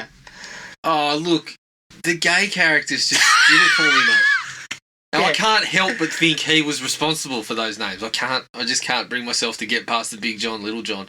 Yeah. I mean, it's not to go too deep into it, but I've read a lot of conversations about, we love having gay characters in Halloween. But I was sitting there going, if that's what you want on screen to represent your community, but because you're gay, you have to have a little honey dip and a charcuterie board, and you kind of dance to Disney tunes and things like that. I don't know if that's the representation you want, is it? The representation you want is like Mindy in this movie. Yes. Her being gay had very little to do with the character. It was just, here's an awesome character, very important to the movie. Yeah. Oh, look, she happens to be gay. Yeah. Agreed. That's how you She do doesn't get representation. her eyes gouged out. Yeah. Yeah. You don't go, That guy fucking... you don't go, oh yeah, how do gay people act? Gay people act like people. No, yeah, I mean, when the scriptwriters of Halloween Kills were sitting around throwing around ideas, they said, well, we've got some gay characters, how will we write them? And David Gordon Green said, let's talk to Kenny Powers. He's got Daddy, what ideas have you got? What drugs? Like, just straight. Daddy's the perfect guy for this fucking scene. Yeah. Shit. I probably am being harsh on the bloke, but... And look, yeah. I'm not going to say these guys don't have a plan, and I appreciate the fact that some thought might have gone into it from their end. Yeah. But my worry with all this shit is it's all money driven. Yeah, and as So soon as these it fucking becomes studios popular, are interested. They'll be fucking riding boats backs and whipping them, going, let's get another one out. Yeah, the same people that were just like, fuck, what do we do with this? Yeah. And hand it to whoever's got an idea. We'll for give you it. $25 million. Yeah. Fuck off and go and make something. Then comes holy back, shit, it's good. And as soon as it gets, big dollars, everyone's coming in, rubbing their hands, going, right, this is what we need. Yeah, it's like, yeah. well, you didn't know what we needed Cult for of the last Thorn. 10 years. Yeah, Cult of Thorn. Or let's reintroduce a fucking long lost sister and a fucking Jason worm. Yeah. Yeah, set it in space. Yeah. Well, Jared would be okay if we'll sit in space. Yeah, The I rest was of us, gonna say that. Well, the he's rest of us just would freaked fucking out when kill you said ourselves. Ghostface in space. I like it. Again, I come back to the visions of Billy. Quite good for the first hour. Yep. The back end is a fucking travesty. At one point, he's in the mirror when she's on the ground going, look. Yeah. There's a fucking knife over there. What? Yeah, I didn't like. I mean, come on. I didn't like this framing of Billy as like a hero in the. As being helpful. I liked, as Brandon said, that there was this darker edge. But I just thought the way that it played out, we got everything bar Billy giving the thumbs up and kind of, nice one, kid. Or he gives her a nod. Yeah, he gives her a nod, but it just feels wrong the way that he kind of is placed in that finale to help her. Kind of helping her out. I think it might have been better that she just went apeshit and fucking stabbed the guy to death, cut his throat. But maybe if that's where she got the vision, just before she does that, she gets the vision of him, not him there going, hey, get over there, there's something to help you out. No, but see, the idea for me would have been, because of the way they pitched it earlier on, with him saying we need to get in there and start cutting some fucking throats, she goes to town on Richie, she fucking stabs him like 50 times and cuts his throat. There's blood everywhere, and she just looks up into the mirror and he's looking happy about it. Well, that's what I mean. Yeah. Because if you do that, then because that's what he wanted. He wanted her to go fucking Burko. There's also a little bit of like Halloween 4-ish sort of going into the sequel with, oh, hang on, is she, going to go down that path as well? But the way it played out, it was kind of like in the Halloween series, he survives. Yeah. Waits a year. She's now mute. Yeah, well, McDreamy can come back onto the scene and start yelling at people like, hey, speak, damn it, and all this sort of shit. Like, maybe that's the role for him. Yeah, I was getting some real Sydney's mom vibes in Scream 3, those nightmares or whatever, those visions she's having of her. Yeah. So I think they really needed to look long and hard about how they handled that, because I thought the back end of it was really poor with Billy. Because you're right, it's just kind of trying to recontextualise him as being not a psychotic. Yeah. It's like, fuck. I'm actually movie was an absolute fucking lunatic. I'm looking forward to the home release so we can get hopefully a commentary from those guys to sort of. I wouldn't mind hearing them talk through that particular section just to hear what they're going for with that, because I think as Brandon mentioned that obviously there's that thing about perhaps she's got this underlying darkness that she's kind of wrestling with through the movie, but at that point it feels like where she's kind of shaken that off. Not shaking it off, but she's come to terms with it. That's what's in her past, but that's not who she is. Correct. So to see Billy kind of leading her through that is a little bit weird. Yes. Extremely weird. The last one for me, because I didn't have a lot that I didn't like. I've got a few to come. But the one for me is, it's really hard to believe that Amber could take 3 shots in the fucking chest at point blank range and then get up. Yeah. And then lift Dewey up and gut him or whatever she does. I would have accepted it if it was a little bit more, if it was Richie. Even though, you've got to swallow something. Yep. Those bulletproof vests, once you've taken one shot, the fucking thing's shit. It's no good to you. So you get shot 3 times, it's probably going to go through. But the other thing is, and this was something that I read in an article afterwards, was like, you can buy the bulletproof vest part of it, but if that's the case, it seemed like that was the place where they had it and elsewhere they didn't. Yeah. So there's these elements of the killers planning these things that are kind of flimsy. Yes. And so, at the party, prime example, Amber comes out and she clearly doesn't have it on because they whip the Ghostface costume off very quickly. There's an explanation to be had there. Yeah, they're bouncing around, they're putting the costume on and off to keep this facade up. But there's actually a couple of times through the movie, and Brandon, you mentioned Sheriff Judy. She cops it in broad daylight. I mean, how are they to know some bastard's not walking the dog straight past the house when that's happening, or and intervenes in the intervenes exactly, or the same neighbour that's like that came across Billy or Stu 20 years earlier while he was fucking hedging his thing. It wasn't also out at that particular time, saying this prick again. Like, fuck, he's actually killing someone. Yeah. Oh, shit. The other one that gets me is the hospital. Oh, it's empty. It's fucking. I've never seen a hospital like that ever. I've been to lights hospitals. are off and it's empty. Yeah, I've been to hospitals at 2:00 in the morning. It's a hive of activity. Like, there's shit going on everywhere. People are dying. The doctors are fucking working overtime. Yep. So that also played into what we were talking about, how Dewey's death, although from the emotional standpoints really nailed it, the logic of it was just shoddy. All over the place. because if he doesn't even get that call, from Gale or whatever, he's probably putting a fucking bullet right in that head. That's I'd right. imagine. If and he doesn't have to walk up that close. I mean, he could still be 6 feet away. His phone goes, Ghostface jumps up. Oh shit! I've still got a chance to put See you later. trigger. And also, I mean, again, you could have streamlined. I mean, you can't get around the hospital. I mean, fuck. There's no way that place has got no one else in it. Yeah, that's ever. right. That's right. Right, so that's extremely hard to swallow. Admittedly, it looked great. It did. Like, it looked fantastic. the low-lit hospital, the hallway, the way they shot it looked fantastic. But yeah, it's a and real I understand logic why one. they did it. It has that look that, and it kind of harks back to something like Halloween 2. Yes. It has all these little connections, and I love that idea. But it's ridiculous. And if you're going to have to swallow some shit, I'll swallow that. But then I won't swallow the fact that you've just taken 3 bullets in the chest. Yeah. If he shot her once, I would have accepted it. Right? He shoots her once. Yeah. But they don't. He shoots her 3 times. He's only this far away from her. Yeah.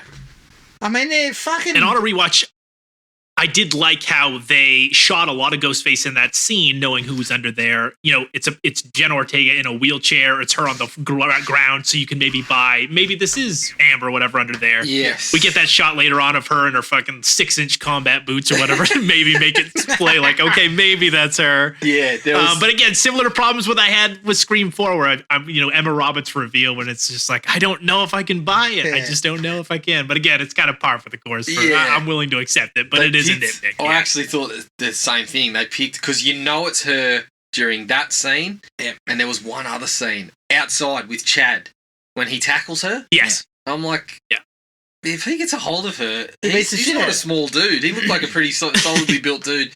She was pretty small. And there was, like you said, I noticed that too, that they shot around it really well, that they didn't purposely. Yeah. Even when Amber was on the screen with other people, just like the scene where they're sitting around at the school, they tried to keep it pretty well hidden that she pretty clearly is a lot smaller than others. But then also the other problem you've got is Richie is Randy fucking Quaid's like 6'5". 6'2". Yeah, and there was one or two shots in the Dewey thing where you see Ghostface is the same size as Dewey. Yeah, and it's only one or two moments. I think it's when they're standing up with the knives. Yeah. You get a sense of they're fucking eye to eye. Yeah, and they're not going to be like.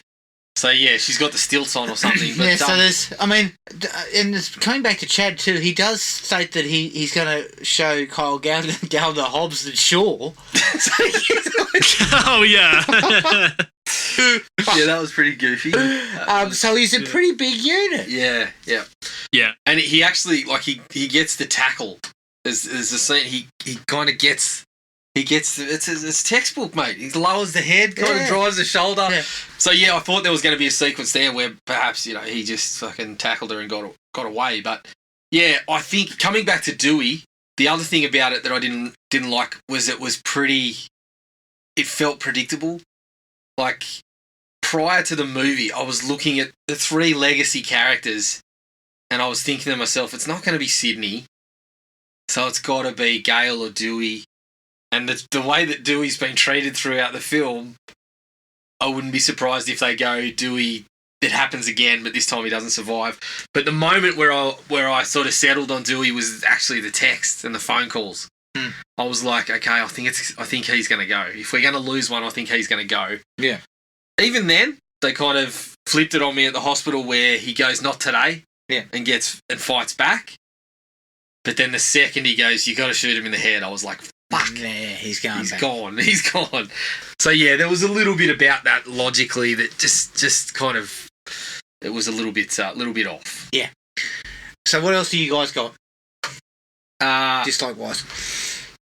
The de-aging of Billy, Oh, to use one of your terms, ropey at times. yeah, It's very. a little bit very ropey. little bit dodgy from time to time. I didn't think it looked as bad. The second time I watched it, there was a couple of points where it looked pretty solid. But I remember the first time, I was looking at it going, is that Skeet Ulrich or have they got another actor that looks a bit like him? I couldn't tell. And then eventually, pretty quickly I was like, no, that's de-aging. That looks pretty average. Yeah. They didn't have the luxury of pulling a Halloween Kills by pulling a gaffer and making it look like Donald Pleasance. Right? Yeah. Shit. Because that looked pretty solid, I gotta be honest. Yeah. Except for when he talks. Yeah. Did Michael kill again? Yeah, he's fucking rambling like an asshole, and it doesn't cut the mustard at all. That bit when he talks. Man. When he talks, if you just let him stand there as Dr. Loomis, I'll take it. Yeah, that wasn't one of my favourite things about it. So the house, going back to Stu's house, absolutely loved it. It was the only thing they gave me in the trailer that I probably wish they didn't. Yes, Because they had that shot in one of the trailers of yeah, the door and the kind of twisting, Yeah. So we knew we were going to go back there, and the second that Mindy's on the couch, I was like, we're in the house. There was a couple of shots where I was like, we're in the house. So I kind of wish they had held that back, because I think if I hadn't have known that, I think that would have played beautifully. really well. Yeah, So that was slightly disappointing. It also looked very much like a set. Like you could tell that was the house itself, some of the exteriors and stuff did take me up just for a second where it's like, Yeah. it doesn't quite look like they did a perfect recreation, and honestly, a lot of the rooms, everything looks the same. Yes. But for a lot of those shots, exteriors, I just kept thinking like, that's definitely a set. Yeah, It's a especially set. outside, Yeah. because there was a lot of tight. Whereas in the original, we got Yeah. shots just out of seeing the whole fucking house. Yeah. So yeah, a lot of tight shit. And I noticed that in the stuff they were shooting around the stairwell as well was very different to the original. Like they were very much tight on the stairs and stuff. So yeah, you're spot on with that. Adam, I know you mentioned this as well, and we did we did mention it, but tore it up, did we? the fucking Randy memorial was just weird, wasn't it? Fuck. It's the one Easter egg that doesn't. It's just ham-fisted. Yeah, I get that you love the bloke, but pick a nicer picture or something. I don't know. Just do You don't something. even have it, because you've got the connection with Mindy.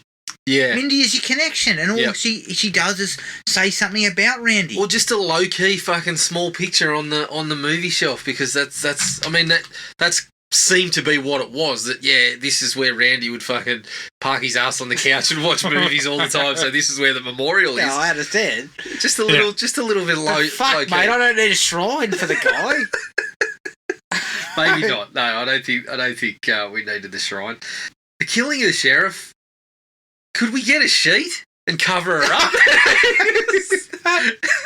The whole fucking neighbourhood's watching. Yeah. Everyone's Not a barricade or anything. Bright daylight. By the time they get there, they've put up the police tape and everything, but the sheriff's still fucking stiff on the ground, right over there in broad daylight. I laughed at What that. happens if you're a husband and you come back from getting bread and milk? What? There's people scratching on notepads and all this. Not one of you blokes can bring a fucking sheet. Oh, man. Woodsboro Police Department. Lift your fucking Ever since game. fucking Dewey was canned, their standards have gone to shit. Yeah.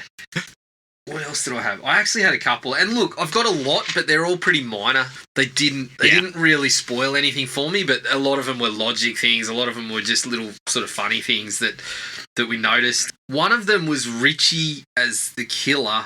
I felt like they played that hand a little bit too clearly.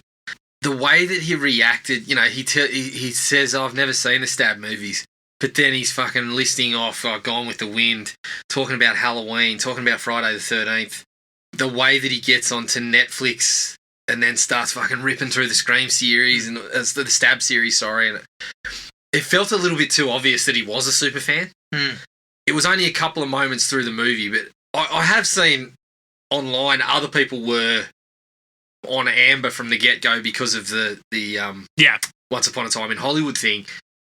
I didn't even pick up on it because I'd kind of left that, as I said, I didn't read too much beforehand. I stuck with the trailers, which didn't give me much.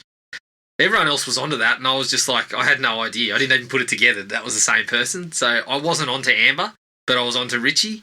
So, I don't know. Maybe I just... Looking back on it, it kind of seems like there wasn't too many other options. Yeah, it was a little bit... Kyle Gallner obviously fucking piqued my interest when I saw him. And then 2 minutes later he was dead. I thought, oh, right, okay. It's not him. Yeah. But you know what I mean? There's not a lot of other options. Correct. Especially when the poster, which I loved, by the way, had the whole "killer is on this poster" tagline or whatever. And so it kept running through like, I got it.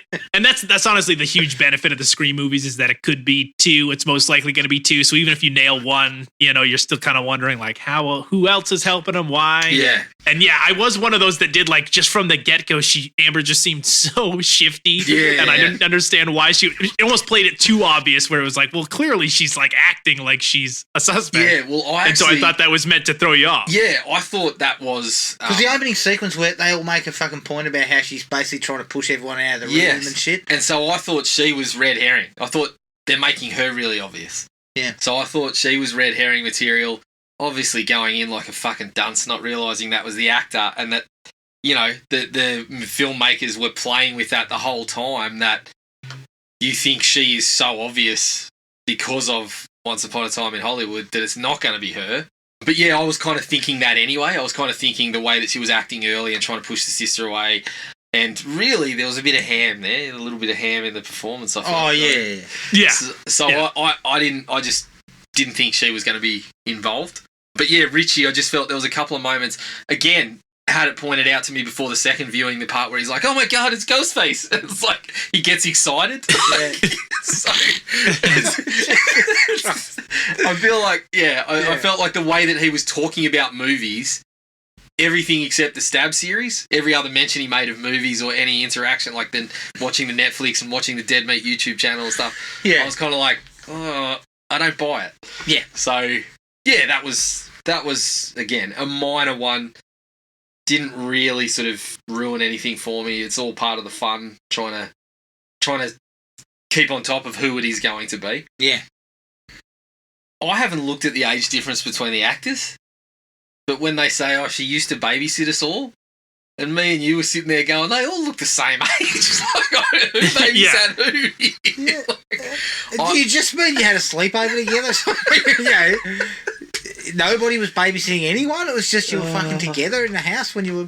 Like, I didn't buy that at all. Like, yeah. She's supposed to be 24 or 25? I think going by... Yeah. Yeah. So, I think... Now, I could be wrong, but from memory, I think they mentioned in the film she was 13 when she found out. Yeah. And I think she mentioned something about the sister being 8, but I couldn't put whether that was at the same time or whether she was 8 when she left. But either way... She's only been gone 5 years. Yeah. Either way... So that would mean Jenna Ortega's meant to be 13. Oh, yeah, no. So obviously, yeah. So maybe it was 8 when she found out. Yeah. But I just didn't buy the age difference. Especially, when they get them all together, they just look like the high school crew. Yeah. Except for Wes. That fucking hairdo's like 90s. Was that was that a Matthew Lillard Easter egg? Maybe. It's the kind of Could shit be, I pulled yeah. in the 90s. Because Remember I told you about my hair dyeing incidents? Yeah, I know. Well, fuck, that's kind of what it was. Yeah, I know. But Lillard had that haircut. I think it was after the first Scream. Pretty sure when you see him in Scream 2, he's got that haircut. And I can't remember what other movie it was that I saw him, but I'm pretty sure he's got the frosted tips in one of those. So I thought that was another Easter egg. Maybe. Because you're not doing that on purpose now, are you? No, you're not. no, Jared, you're not. Shit.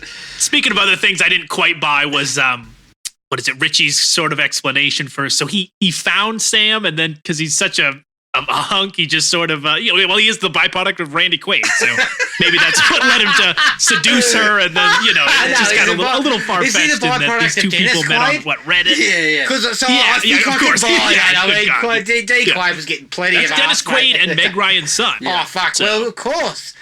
It makes sense. Now it makes sense. Yeah.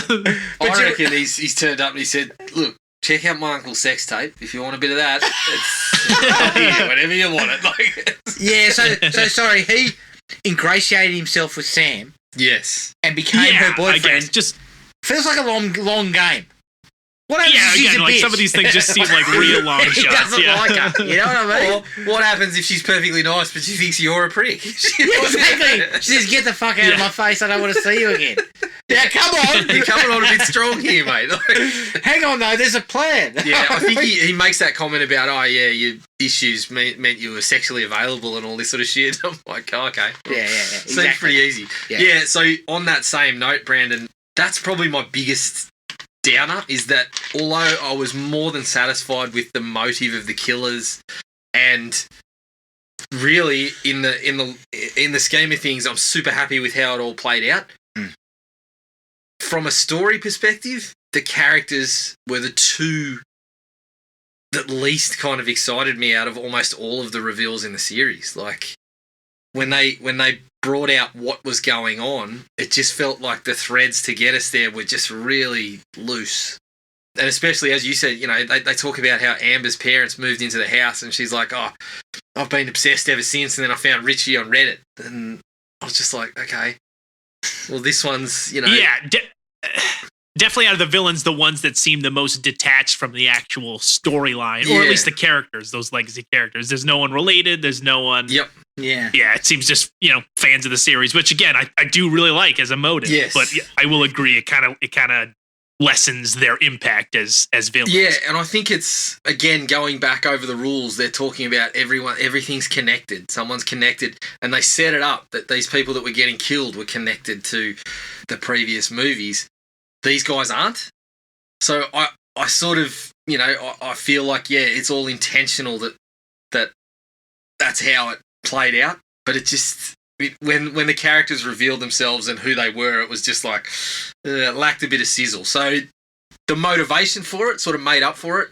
But in terms of, it's simultaneously one of my favourite endings of the series, whilst also being disappointing, a bit lacking from the story point of view. Fair enough. Whilst I understand exactly why they did it, because they're flipping that everything's connected. Well, no, it's not. Like, our connection is to the movies, not the characters. So I get that, but just it didn't really have that buzz for me when they revealed themselves. Yeah, I would agree with that. Any other dislikes, people? No, that's pretty much No, it. I'd say I was slightly disappointed with Gail's return. She just seemed like the character out of those legacy characters that I guess that got the short end of the stick. I do like, though, how this is, I think, the first film out of the entire series where she's actually present for the finale. I guess if you count the second finale in Scream 4 where they do the hospital thing, but she's knocked out in the first one and comes in at the very end, and the second one she's like thrown into the bottom of that fucking like stadium or stage. Yeah. Third one, she's out there with Dewey, and then it just seems like this is nice where she actually got a role to take part in at the end. But it did seem like out of all the characters, she just seemed, I guess, maybe the least organic to the story. Yeah. But again, kind of a minor nitpick. But I would have liked to have seen her character mean a bit more, I guess, in the end. As you said, Adam, it was good to see her sort of finally get to lay a knuckle sandwich on one of the killers. She It was the whole large combo. She really fucking laid her in. Fucking smacked that girl hard. Like, that's the thing. You'd think that Amber wouldn't have been able to handle those two at all. Yeah. Like, as soon as they got the upper hand, they would have just beat the shit out of her. So, you take a little bit of that, again, the grain of salt. She gets back, she takes back the upper hand, I think, briefly, and then they get the gun and shoot her, and she catches fire. But you're right about Gail. She just kind of felt a little bit superfluous to the proceedings. Exactly. I almost wonder if maybe it would have been better to hold her off until a 6th installment. Like if you've got like Sydney and Dewey coming back for this one to just kind of keep us anticipating maybe the return of Gale, because she really, other than the end there, doesn't do a whole lot, I guess. Yeah. But again, minor nitpick, because I don't have a whole lot of negatives for it, to be honest. No, definitely not. Is that everything? Yep. That is Scream from 2022. You can find us on iTunes, Spotify, and Podomatic. Send us an email at thrillme@iinet.net.au. We're on Facebook at Thrill Me Podcast Australia and at Podomatic at thrillme.podomatic.com. We're also on Instagram at thrillmepodcastau. Huge thanks to you, Brandon, for joining us for this particular episode. And I know you'll be back for another one with regards to how the series is ranked. Big shout out to Luke as well for providing my notes for today's film. Really appreciate it, Luke, and thank you for getting in touch with us and allowing us to give your thoughts with regards to the film. Keep an eye on our Facebook page with regards to details of what we do next, but until then, take it easy, everyone, and we'll catch up with you later. Cheers. Find the podcast at Podomatic or on iTunes. Don't forget to rate and review. Like us on Facebook at Thrill Me Podcast Australia, or contact us at thrillme, all one word, all lowercase, at iinet.net.au.